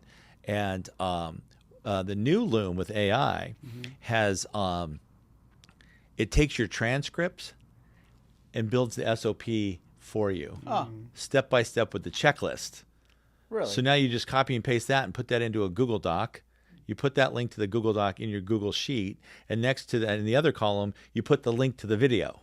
Nice. So the Loom records it and everything, and then it automatically creates a URL. So you don't have to go, oh, where do I put this video? It's stored in your Loom library. You popped it right in there, and now your team can see this playbook. Oh, this is the file I need, or this, whatever it might be. And it's all in one place, super simple. Loom is free. I have contractors that are out in the field now. Instead of holding a camera on their Loom, they're using like the Meta glasses, and they're recording themselves with glasses on, and then they upload that to Loom. And then they're using, if you've ever been to a construction site now, they're using the UPC codes, QR codes. I'm sorry, for everything. Like the electrician goes to that, the blue QR codes, and this is the schematics for that, because they always lose all the blueprints. Yeah. So now they're all on these QR codes throughout the build, right? So that's how they. The only thing I got out of that, I have one question. What is a camcorder? No, I'm just what's a camcorder? I think that's dead on, and I like you just talked about that, and I think in our industry, a very good way to apply that is if you are in your shop and you're designing. This would be a great way to create a SOP for how you design, how you take in orders. What do you do? Like, if you're using Adobe Illustrator, how you're designing it, where you're doing it. If you're doing sublimation, okay, you're going into Canva, you're doing this, you're resizing. Like, you're basically saying have that sort of your camcorder or your camera record that, and you can create those SOPs. It'll make the videos for you, and that makes it so much easier to delegate it. Where your 9-year-old can come in and be like, all right, just watch this video instead of YouTube. Right. Boom, start designing for me, and you can move that much faster. Right. One of the important things is the systems is so you can train other people to do it, but it's also maybe you don't have any inclination to growing a team, and you're just doing it yourself. That's the plan. For a lot of hobbyists and for makers, that's fine. Right? That's what they want to do. But there's some things that you do, but you don't do it every day, and you forget. True. So you guys have been to Growth Club many a times. Growth Club is an event I put on, a whole day workshop for my clients, and it's once a quarter. It's just far enough apart that Coach Tom forgets, what do I got to do next to put this event on? Yeah. Right? So I've literally make a checklist. I still use the same checklist. Okay, I got to do this, this, this. Oh, I can delegate this part of it out to this person. This, and I just go through that checklist. I have a checklist for packing the car for a Growth Club to make sure everything gets there. Right. So because it's I don't do it every day. I don't do it every week. I don't do it every month. It's just far enough for my brain that I'll start forgetting. Mm-hmm. For you guys, that might be trade shows. Exactly what I was thinking. I'll tell you, we didn't have a system before a trade show. And the full credit for our trade show success goes to Sam. Because she came in and she made the checklist, she made the Excel sheets, like everything is systemized, everything is itemized, and now everybody relies on those checklists. Like Deshaun on our team, we live by that checklist. So if that checklist somehow got deleted and Sam was like, screw you guys, we'd be so screwed. A few weeks ago, I'm like, Sam, where's the APA checklist for the trade show? I'm like, I need it. I forgot what to do. So Sam might not know this, but he asked her like 3-4 times on where the checklist is. It was not to make sure that she got the job done. It was because he was freaking out, because he's like I don't know where I'm at without this checklist, right? He's like, I don't know what's going on. I gotta book the rooms. I gotta book the flights. Yeah, I forgot about all that stuff. And it's not like we can't do it. Like, we could get it done, but it's like you create that system, and then you're so reliant on it too. The consistency is very important. That okay, like, do you have your system set up for that? So I think systems, yeah, and they break sometimes, you know, but I think for us, like, you know, if things don't go as planned, we definitely, the one big thing is, like, for example, if we keep going on conferences and trade shows, we know that this system belongs to Sam, right? So if something does break or something happens, we know, okay, the first line of defense, okay, go back to Sam. If it's not Sam, then we're going to go back to Deshaun. If it's not Deshaun, then and our systems flow downward to where we know who's the best at that system, who's next, and, you know, who's been trained on it, who's learning on it, and cross-training is a big part of our systems as well, which is a whole category of its own. That's right. Yeah, you have systems for everything in each part of your business. You have financial systems, marketing systems, delivery systems, shipping systems, onboarding new hires, you know, like your HR system. What does that look like? Everything, right? Yeah. Now I feel like we need someone who is good at making systems to manage our systems. So we're getting in this, at MakerFlo, it's getting to a place where, okay, like, for example, we've had to, you know, forcefully build a handbook now because we don't have 100 people at MakerFlo. Believe it or not, we operate with less than like 15. But, you know, the thing is that there's so many moving parts that it's come to a point where, like, okay, now we need a handbook to systemize everything, because there's so many things, you know, vacation time, there's, you know, health issues, there's family issues, there's so many things. And, you know, you ask one person and you ask the next person, and it's like 3 different answers, right? I think this morning, again, a little Sam example, Sam was asking how our combs are packaged. She got 3 answers, 3 different answers. And she was like, everyone gave me a different answer, right? And now it's like, okay, well, we got to go backwards. Okay, who's responsible for this? Why don't we know this? Where do we fall short? And so systems break. And the whole idea is, like, having a system for your systems, who belongs to what. And it's this whole thing about going, like, in circles, but somebody's got to take ownership of the system. Yeah. Yeah, absolutely. And it's ever improving. Yeah. So, but yeah, I think when it comes to systems, it's super important to, I think my big learning was first having them, but making it consumable. And in our case, guys, just so I don't know, whatever camera we're on, if you look, I'm taking 0 notes. Mark takes notes. So I don't know if you could see that. This has always bothered me, yeah, by the way. I know. It's not. I love that Mark takes notes, but John never takes notes. But I like to systemize. But the thing is, well, I know you guys think you guys one up on me, but ask him where his other sheets are that he took notes on. All right. So that's so the thing is that, yeah, there's always a process. There might be systems, but you know, like you're saying, you know, we should definitely be making sure, like, I mean, we do have a lot of AI that we use for videos and stuff, and we can always pull from this and you know, get the main points, rewind and do that. And what I've learned is systems for MakerFlo, we need to video them more than now put them on words on paper. People are not used to reading. People have gotten into swiping. People have gotten into their phones, and they want to do everything on their phones. So, you know, MakerFlo, like in 2026, a big thing for Mark and I is to systemize everything, where not even to the point where we're making 30-minute videos. We've even gotten to, like, you need to be at least 1 minute, because no one is going to sit there. They're going to lose track in literally over a minute. They're going to stop watching it, right? Yeah. So, again, systems change. Where there were manuals that were even, what's the plastic material called that you like to, you use manuals and you put laminated manuals was a huge thing, right? Yeah. Try to find a laminated manual today, right? So things change, systems change, and you have to adapt, and that's something we're always working on. So. I remember when we started working on systems with Coach Tom, it was about the bottlenecks kind of in the business. And what comes to mind was Charles was working in our production, and he kept coming to us with, like, the same questions, the same issues, just different iterations of them. And we ended up being the crutch for Charles because we would just give him the answer real quick, right? Well, one advice to that is to ask your team member for the answer before you give it to them, right? Right. But the second answer to that is have them relate to a system that you've created. So we started creating systems for Charles on how we engrave certain products, what the expectations are, what quality to look at, how to set up the laser and focus it. We created these systems and documented it. That way he had to stop coming to us, asking us, oh, is this a problem? Or do you approve this? Like, check the system, check the quality, issues that we might have with this. And we stopped becoming the crutch for him, which relieves so much of our time. And he was able to just work on other things. He had confidence in his decisions because he was relying on that system. And then we got to work on other things and build the business. And that was a huge system that we put in place. So don't become the crutch for your team members. That's Let right. the systems become the crutch that allows you to propel your business forward. I think that's it right there. That's the biggest thing. I think the moment you start feeling like I'm doing everything and nothing is moving forward, it means you're the problem. And that's the time to start looking at delegating and getting more things. And if you can't get that, then the problem is you're not charging enough, because then you can't scale your business. So if you go back, you go to you go to mastery, and then you go to money mastery, and it all goes back to the same thing, right? That's right. And you have to keep going backwards and reevaluating the steps. So. But talking about that, let's get into the next subject. I'm telling you, this is like crazy how this step on step goes forward. I just brought up Charles, and Charles was one of our first team members. And step 4 of the 6 steps is team.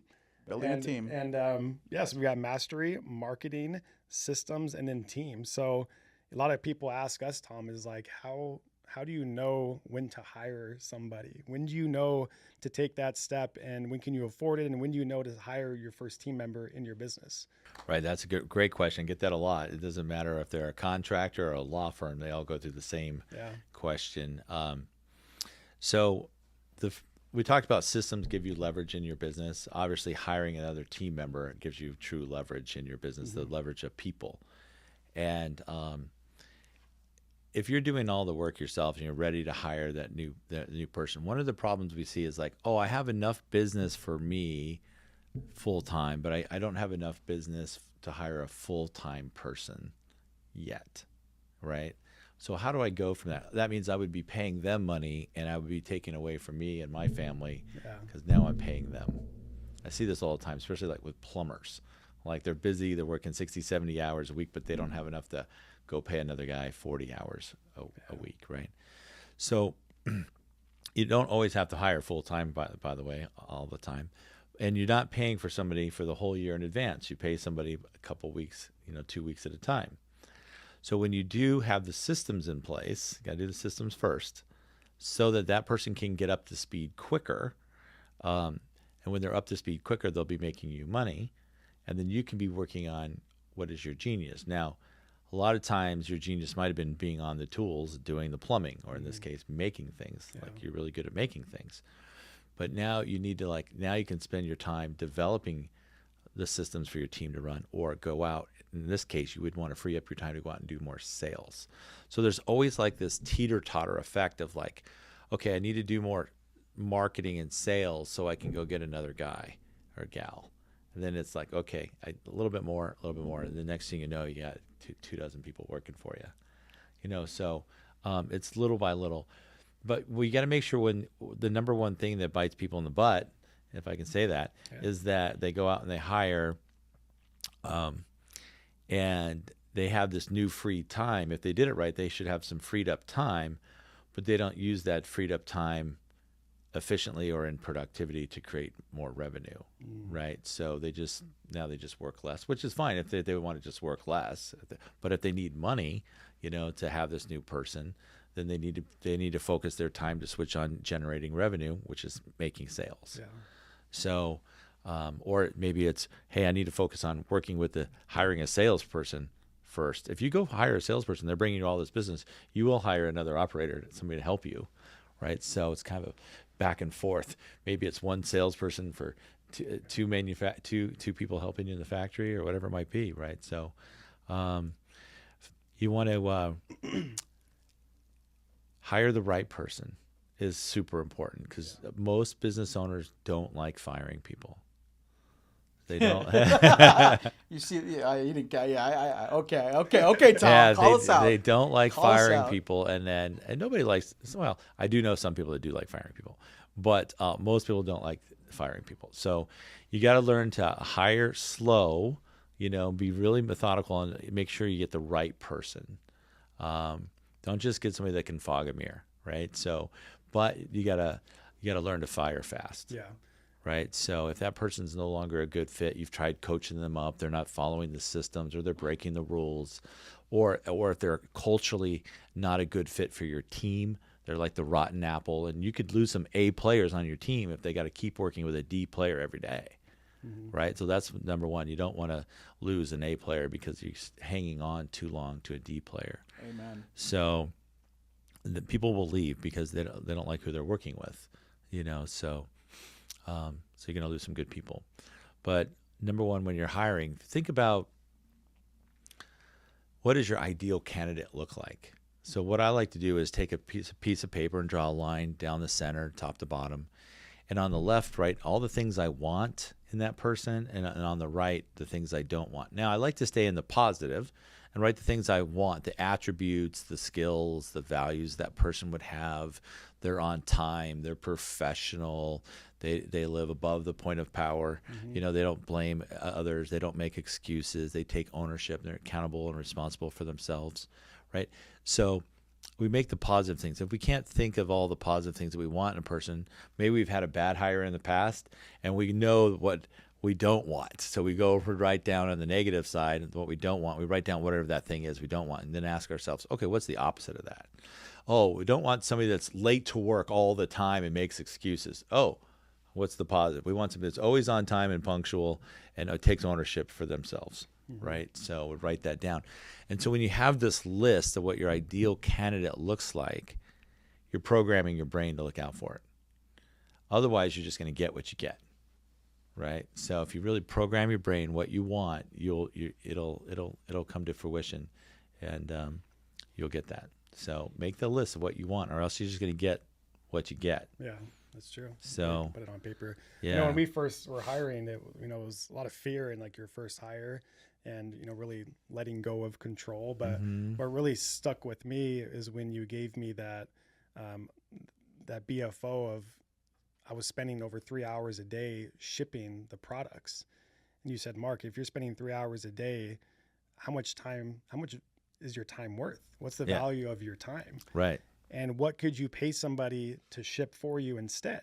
Right. And I was like, like $20 an hour, I could pay somebody to ship. Yeah. Okay, $60 Yeah. for the 3 hours I was spending when my time was worth much more than that, because I knew I could go out there and build the business. So instead of working in the business, you helped us really transition to work on the business, and that was pivotal. Yeah.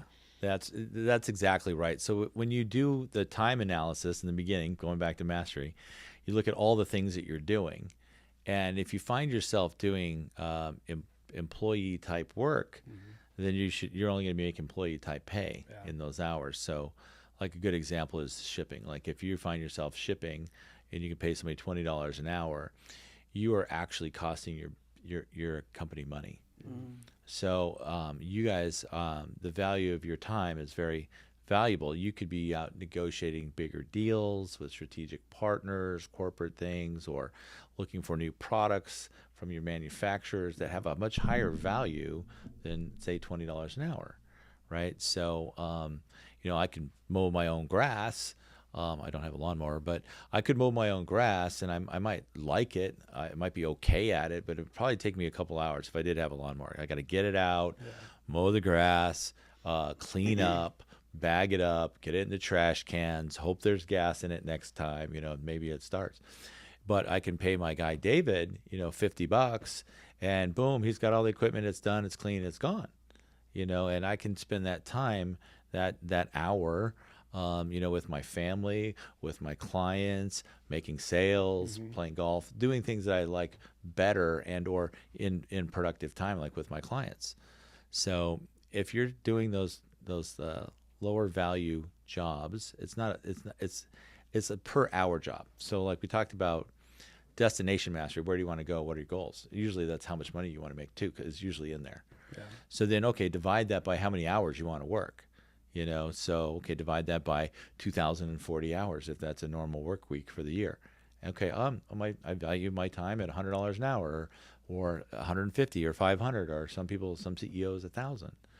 Why am I doing a job that's $20 an hour, right? So, but the key is when you go and hire that person, you got to make sure you're using that newfound time to make the company money, right? So Dan Martell likes to use that same kind of analogy in the book, Buy Back Your Time, but he likes to use a ratio of 4 to 1.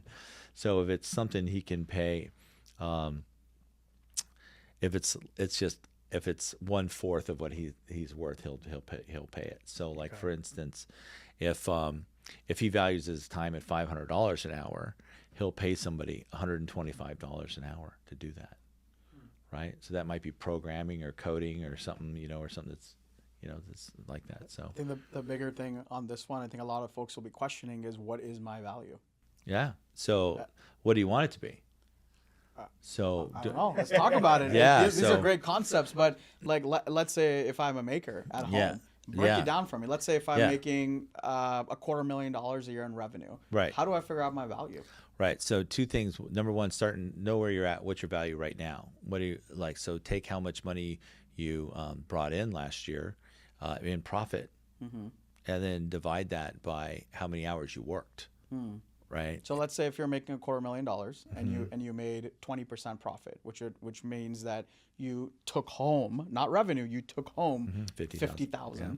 Now in a year, I believe there's 2,060 hours. So let's just to make the math simple, let's call it 2,000. Yeah, you took some vacations in there. Okay, so sure. So let's say you made 50,000 and there's 2,000 working hours. If you divide the two, that would put you at $25. $25 an hour. Okay. That's right. So you value your time at $25 an hour.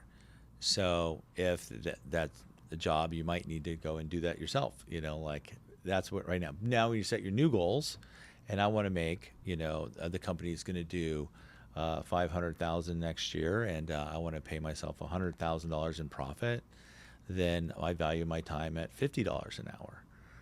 So I should be doing, things that I can pay somebody $12 or $13, $15, $20 an hour to do, because the value might be going out and making a sale that brings a lot more money in.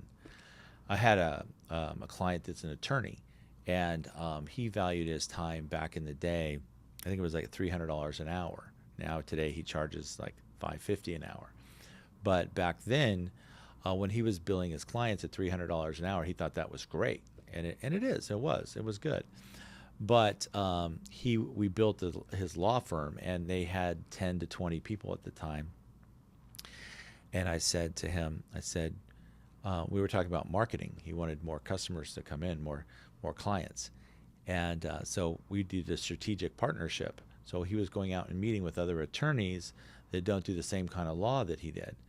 And I said, okay, if you go out and meet with 10 attorneys and have 10 luncheons with that would cost you 10 hours over the course of, like, say, 2-3 weeks. How much money would you lose? He goes, well, I would lose $300. I wouldn't be able to bill at $300. That would cost me like $3,000. I would lose. I said, okay, great. If you went with 10 lunches with 10 other attorneys that could refer you business, how many referrals do you think you'll get? He goes, oh, like 4 or 5 in 10 lunches. I said, okay, let's be super conservative. Let's say it's 1. Yeah. Right? I said, what's your average client worth to the firm? And back then it was $10,000. I said, oh, so 10 lunches should net you easily $10,000. Yeah. You gave up the 3,000. Yeah, you give up the Every 3,000 time. of billing. So you're netting 7,000. Yeah.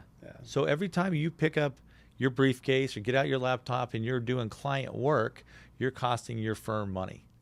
Oh, Oh, it's a whole different way of looking Yeah. at it. It's like you're actually the bottleneck, is essentially what you're saying. You're doing yourself a disservice because you don't realize it, because you don't see it, but you're losing money by not going out there and That's doing right. this. That's right.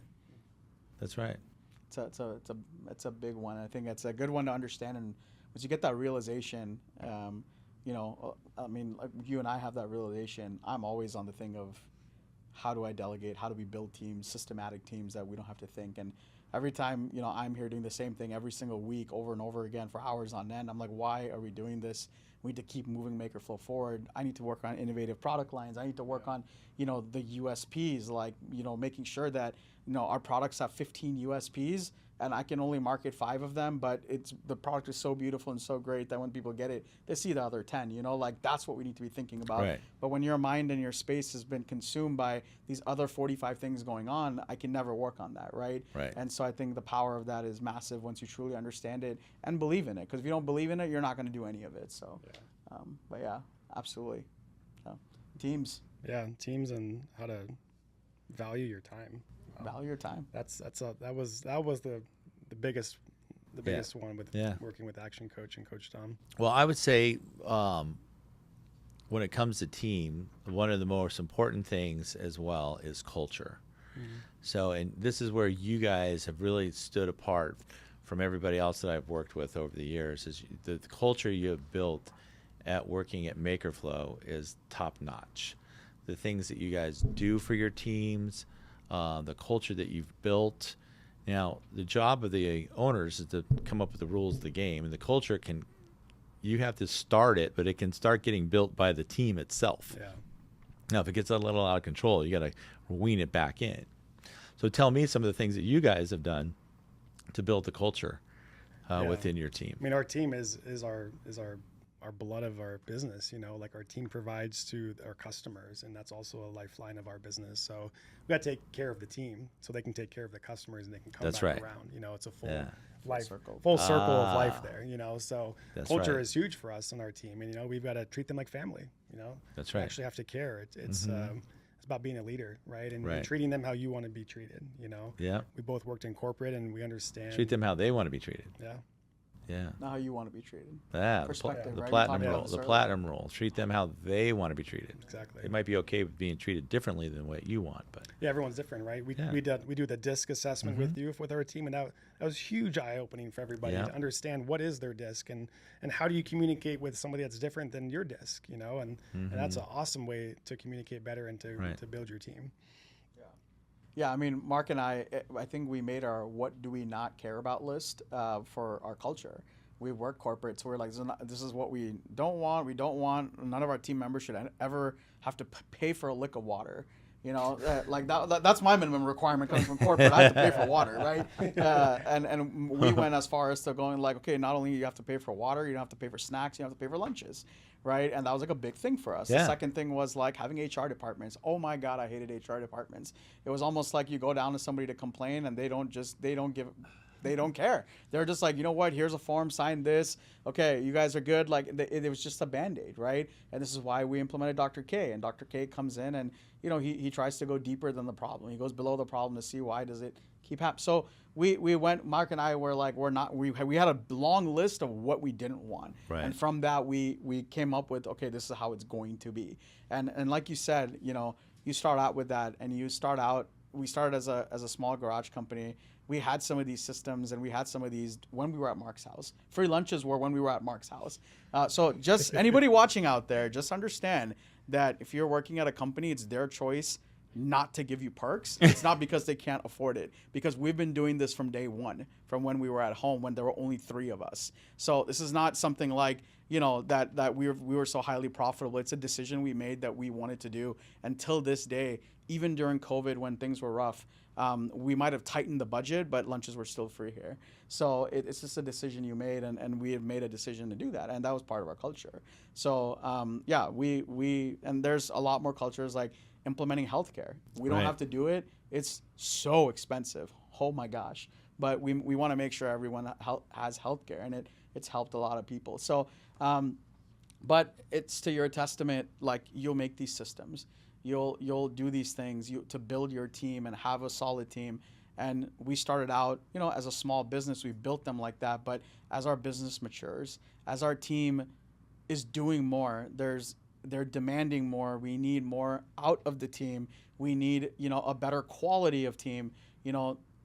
That culture might have to change a little bit to accommodate that in both ways, where a team member coming has higher expectations, right? We can't be that like home and garage business. So as you grow, even that culture will change ever so slightly in a big way or a small way, but the core of it is still taking care of everybody, right? We still want to make sure if we change our culture, our team is taken care of, our customers taken care of, our team members' family feels like they're taken care of and we're being fair to them.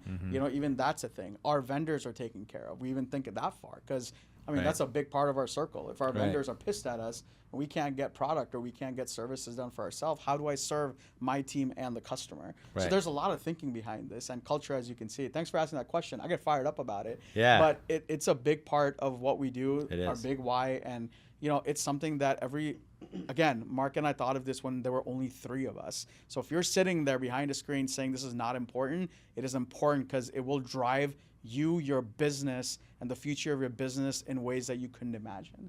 Step 5, synergy, Coach Tom. What does that mean to you and with Action Coach? Yeah, so step 5 is like, now you got your systems in place, you got your people running your systems, and you've been kind of directing it all, and now you plug in someone that can step in for you. That might be a general manager, it might be an operations manager, it might be a CEO, whatever you want to call it. It might be a field manager, depending on what type of business you're in. And then that gives you choices. So like, okay, do I want to open multiple locations? Okay, we got this one mastered down pretty good. Now we can duplicate it. Don't duplicate chaos. Yeah. Get the one thing going first right. So then, okay, do I want to, do it more locations, franchising, what do I want to do? Other businesses or ancillary business off of this. This is once you get that level, we talked about stopping you from opening all these other businesses back in the day.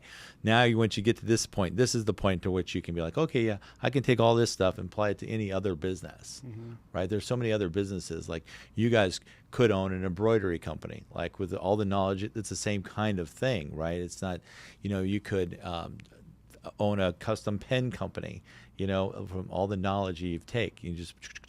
But so synergy gives you the ability to duplicate yourself, and then it's pretty simple. That's where you get a lot of freedom. And then the next step, I'm kind of jumping ahead, but so basically it's synergy. It should be starting to run without you. That's what I was going to say. Yeah. Do you truly have synergy in your business if you as the owner you're still working in the business? Yeah. If you're only working there because you want to, otherwise you need to replace yourself with someone, so it depends on, a lot of people love what they're doing and they're not necessarily building their business up right away to sell it. It does take some time to build a business up to sell.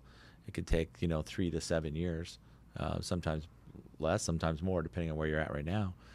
But some people just want to keep doing what they want to do. But that synergy level gives you the ability, like, I still like doing this. I still want to do this. I don't see myself retiring at 40, right? So, it's up to you. So synergy, you're plugging someone else in because you've already developed the system. It's in the team. Yeah. So, well, even if you want to sell it or not want to sell it or start more businesses, I think synergy at a very basic level also means that when you hit that point of synergy, if you go on vacation, what is your stress level? Like, right. Are your is everything set up in a way that, right. Like, if Mark and I, for example, we go to China, we go to China for 10 days, right? And we have even a system set up for emergencies. Right. Everyone can always reach us, but we know that if there's any emergency, Moose is trained on everything that you go to Moose, right? And if there's something that's so pressing, you can always reach out to us, which last time we went to China, it didn't happen. If there's anything urgent, Moose will message us like, hey, this is happening if you want to chime in. But other than that, we're pretty carefree in China. We're off a different time zone. We're almost 15 hours time zone. So it's not like when folks are, working here, we're awake, we're sleeping. Right. So, and we sleep the whole night. It's not like, oh my gosh, are we going to get text about something? Because we have created systems and we've created, we've done all the other 4 or 5 steps. And they don't work perfectly, but we know what works. We have confidence in it, and we can go to China and we can work there. We can go on vacation, and for the most part, we can, be unplugged. Yeah. And so whether you're opening multiple or whether you're own business with 2 employees or 3 employees, it's your decision with synergy. Like, that's a great measure on how synergistic everything is. You nailed it. The vacation is the barometer for synergy. Yeah. And I remember once I had a client that went on her first vacation after we built their business, and I told her to not check back in, not look at the company dashboard while she's on her vacation. And her husband and her had never taken a honeymoon, and they'd been married 7 years, and they had a couple kids at home, and they'd never been away from the kids for 5 days before at a time. And she texted me from Maui and says, "Oh, Tom, I did what you told me not to do, and I checked in with the business, but it's absolutely running perfect without me." And so she was ecstatic about it, and it actually brought tears to my eyes, but so that was awesome. She was there. But sometimes when you go on vacation without this, if you haven't put the stuff in place, like it could look like this. Your vacation could be like, oh, I'm going on this $5,000 trip to Maui for a week. It's costing me $5,000. But my business doesn't run without me, so I'm not making $5,000 while I'm not at work. Mm-hmm. So now that essentially this Maui trip is costing me $10,000. Yes, it was worth $5,000, but sitting here on the beach is not worth $10,000 to me drinking this Mai Tai. Mm-hmm. And I'm worried and I'm stressed. When my family's having fun, I'm stressed and worried and checking my text messages and my emails and my CRM and whatever else that might be and taking calls when I should be 100% present with the family and feeling good. So that's what synergy is about. Is I think it should be called vacation mode. Like that's the barometer where if you're there or not. And that's where you got to plug in the person that can take that. You have a moose. Yeah. So who's your moose? Our teams are there. I love the name. Like, who's your moose? I know Moose because I've worked with Moose for a while now. So I love Moose. It's like, who's your moose? If you're on vacation and you're not enjoying your vacation and you're stuck in your hotel room on your computer the whole time, is it truly a vacation? No. Are you truly a business owner? Like you're still stuck working in the business, Bought yourself a job. Yeah. And I want everyone to know, like, it's not smooth every time. We're still working on it. You don't just again, you don't become perfect at every 6 and it's done. It does not work like that. It's just knowing and having the confidence that you understand the system. Right. And you're working on it, and the confidence that it'll work for you. And once you get very good at it, you can point the failures. You can work faster at fixing it, and that's what's important. Yeah, it's definitely a process. I remember when my parents started the gift shop up in North. It was like 7 years ago. In the first few years, they're building the business, they're building it, things are going good, but they were just like 4 years into it. They were working so much in the business, they hadn't taken a vacation in 4 years. And I said, Mom, Dad, like, you got to start enjoying this. Like, you're working so much in the business. Are you truly a business owner? You guys have just literally bought yourselves a job by working in the business all day, every day. Right. It's not until you can take a vacation and have the business run without you that you're truly a business owner and you can truly call yourself an entrepreneur. So now, with John and I consulting my parents and with the help of us, we've gotten them to the point where they can leave for 2 months at a time. They can take the RV. They did a cross-country road trip to Florida, Key West, and all the way back. It took months off. Their team runs on its own. They can check in with them. Things are running smoothly. They've got systems in place. They've got managers in place. They've got a great team, and they've documented everything, and they're off to the races. Just so you know, you taught us so well, and we taught them so well. We can't do that for 2 months, but somehow they can. So we're still working on it. We're still working on it. All right. But they got the message. But I would love to end this section on synergy because you truly start understanding synergy when you work on all the steps. And then you understand the power of synergy. But here's a quote here that I feel like it kind of made me chuckle when I read it. Right. And the quote goes, "Synergy is when your business stops arguing with you."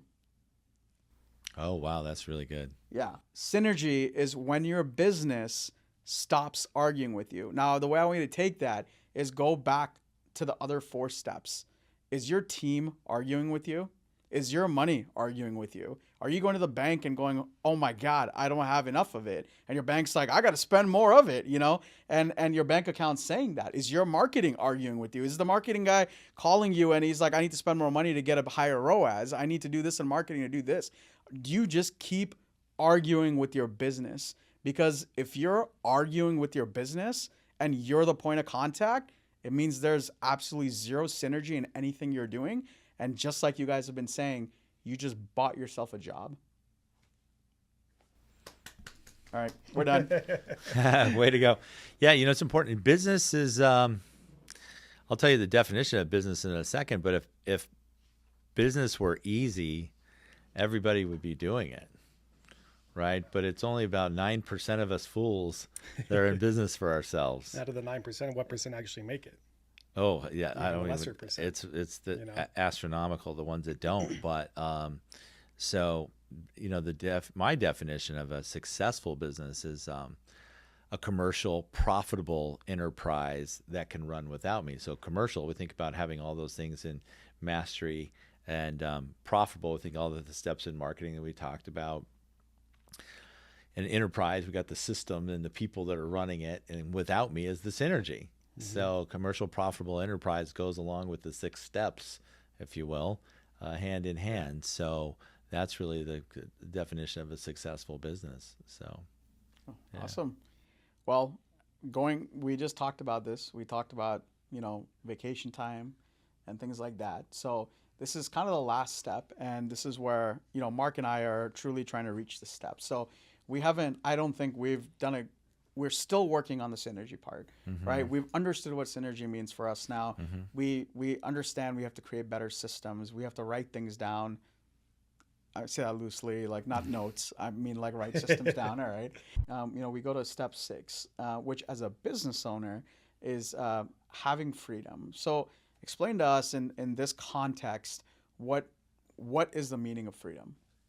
Well, in the financial world, the meaning of freedom is like when you can, when your assets pay you more money in income than you're spending, so than your life takes.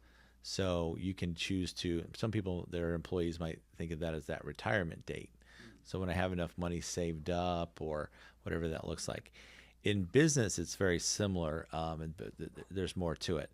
So freedom can be you're collecting passive income from the business. So it's truly running without you. You might check in with the CEO that you put in place or the manager or whatever it might be, like once a month, but you're collecting the profits. So you can continue to collect passive income for life. Hopefully you put that in your will and your trust, and something happens to you, it roll down to your family members. Or you could franchise it, which we just franchised the business this past year, and that's a whole different business model. You can franchise it. And then the other one is you could open more locations. You're like, okay, this is going, okay, I want to start opening more locations. That's kind of like synergy as well. But freedom is, or just selling it. Yeah. Like if I get people all the time like, oh yeah, I'll never sell my business. I don't want to ever sell my business. Oh really? What about $10 million today? Oh, yeah, maybe. Yeah, I would sell it for 10 million. Like there's a number, right? Because like your why, what is your real true why? Maybe it was to be the best at what you were doing, but maybe it's to provide for your family. I hear that a lot. Like, oh, my family is my why. My family is my why. Well, what does that really mean? Like, what do you mean by that? Yeah. Is it like the kids leave the house and they're going to college, and does that end there? Like what? Yeah. I was just having a conversation with 4 other master coaches like myself. Like we were on a call together, and I was at a networking event, and somebody had a slide show up. This is my why, and they showed pictures of their family and their dog, and I'm like, everybody would do the same thing. And I was having a discussion. Was like, oh well, what's my why? And Mike and Derek and Bill were on the call, and they're like, yeah, because we have nice homes, we have cars, my kid's grown, she has a great job, she's a great person, she's in Miami, she's been raised right, we're not wanting for anything. So now what's my why? Right? So yeah, I want my wife to be proud of me, I want my clients to do really well, so it's changed. Our parents pass on, our kids get out of the house, so your why definitely changes throughout life. So, but that freedom mode is when you can choose to do what you want to do, whatever you want to do it, wherever you want to do it. So for some people, it's simple. Some people, it's really big. It's fine, whatever it is to you, right? So yeah, selling it is probably, it's better than shutting the doors. You can sell it to your employees as well if you set it up right. You can sell it to private equity. You can sell it to your competitors. You can sell it to an entrepreneur. Yeah. So what I'm hearing is, if we were to put it in a sentence, is, step 6, which is freedom, is to service your why. That's right. It's different for everybody. And it's different for everybody. Yeah, for your parents, it was like, I want to retire, but like you need to know like what you want to do and why you're doing this. And if it's about making money, you're gonna keep hitting that point where it's like, okay, I wanted to make $100,000. Okay, you made $100,000. What's next? Right. Okay, I want to make 250. And if you keep doing that, I mean, you'll just be like, okay, like I don't know why I'm making money. Like, what Right. is the point of making money, right? Right. Okay, you get to a point where you service your bills, and then you're like, okay, like it's kind of like what you're saying. So you need to have a bigger why. You need to have like, what do you want to do? And in your parents' case, it's teaching. One of my big things is what I want to do is like I want to travel the world and teach, right? And it's a lofty goal, like, and I don't want to ask other people for money. I want to sustain that myself, and I feel like I've been around the world. I've lived around poverty, not in it but around it, in third world countries, and there's a lot of people that the craziest part for me is there's a lot of people that yearn to learn, like they will give up everything to learn. And it's so sad sometimes, like, being in a privileged society for me, that like there's free education and like the kids don't want to do that. And it hits me hard, Right. so hard. Yeah. Right. And so that's why like my big lofty goal is that, and it is lofty. Yeah. And it will take every dime that I make to achieve that goal. So for me, it's like I wake up in the morning and I wake up ready to go. And I want to hit that freedom point where my businesses serve that why, because I love that why. And, that's where the be good, do good thing comes in. And now, as you guys can see, as I'm talking about this, how the 6 steps is impactful, because my freedom is dependent on my why, on my big why, and what I want to do and why I want freedom. If my freedom is dependent on that, well, I'm going to be hell bent to work on the other 5 steps to make it happen. And this is why the mastery is so powerful. So just kind of wanted to bring it all together. Yeah, freedom for me, leads into philanthropy and to be able to give joy to others, whether that's through providing for them or spending time with them, and that's what freedom is for me. Whether it's doing missions with the church and being able to give back to the community, that's what we're striving to achieve, is freedom. And we haven't gotten there yet. We are able to do it from time to time, but it's something that I think it's like your North Star that you're always working towards. That's right. Yeah. And sometimes a lot of times it feels like we're arguing with our business. Like, don't think like we figured it out. Like, we might be arguing with our team. We might be arguing with a certain system. We might be even arguing with a mastery. Machines change. Yep. Right? Like machines change. It's not like just because I mastered a laser, all of a sudden there's a dual laser. There's a UV laser that you can engrave with. Didn't know that existed.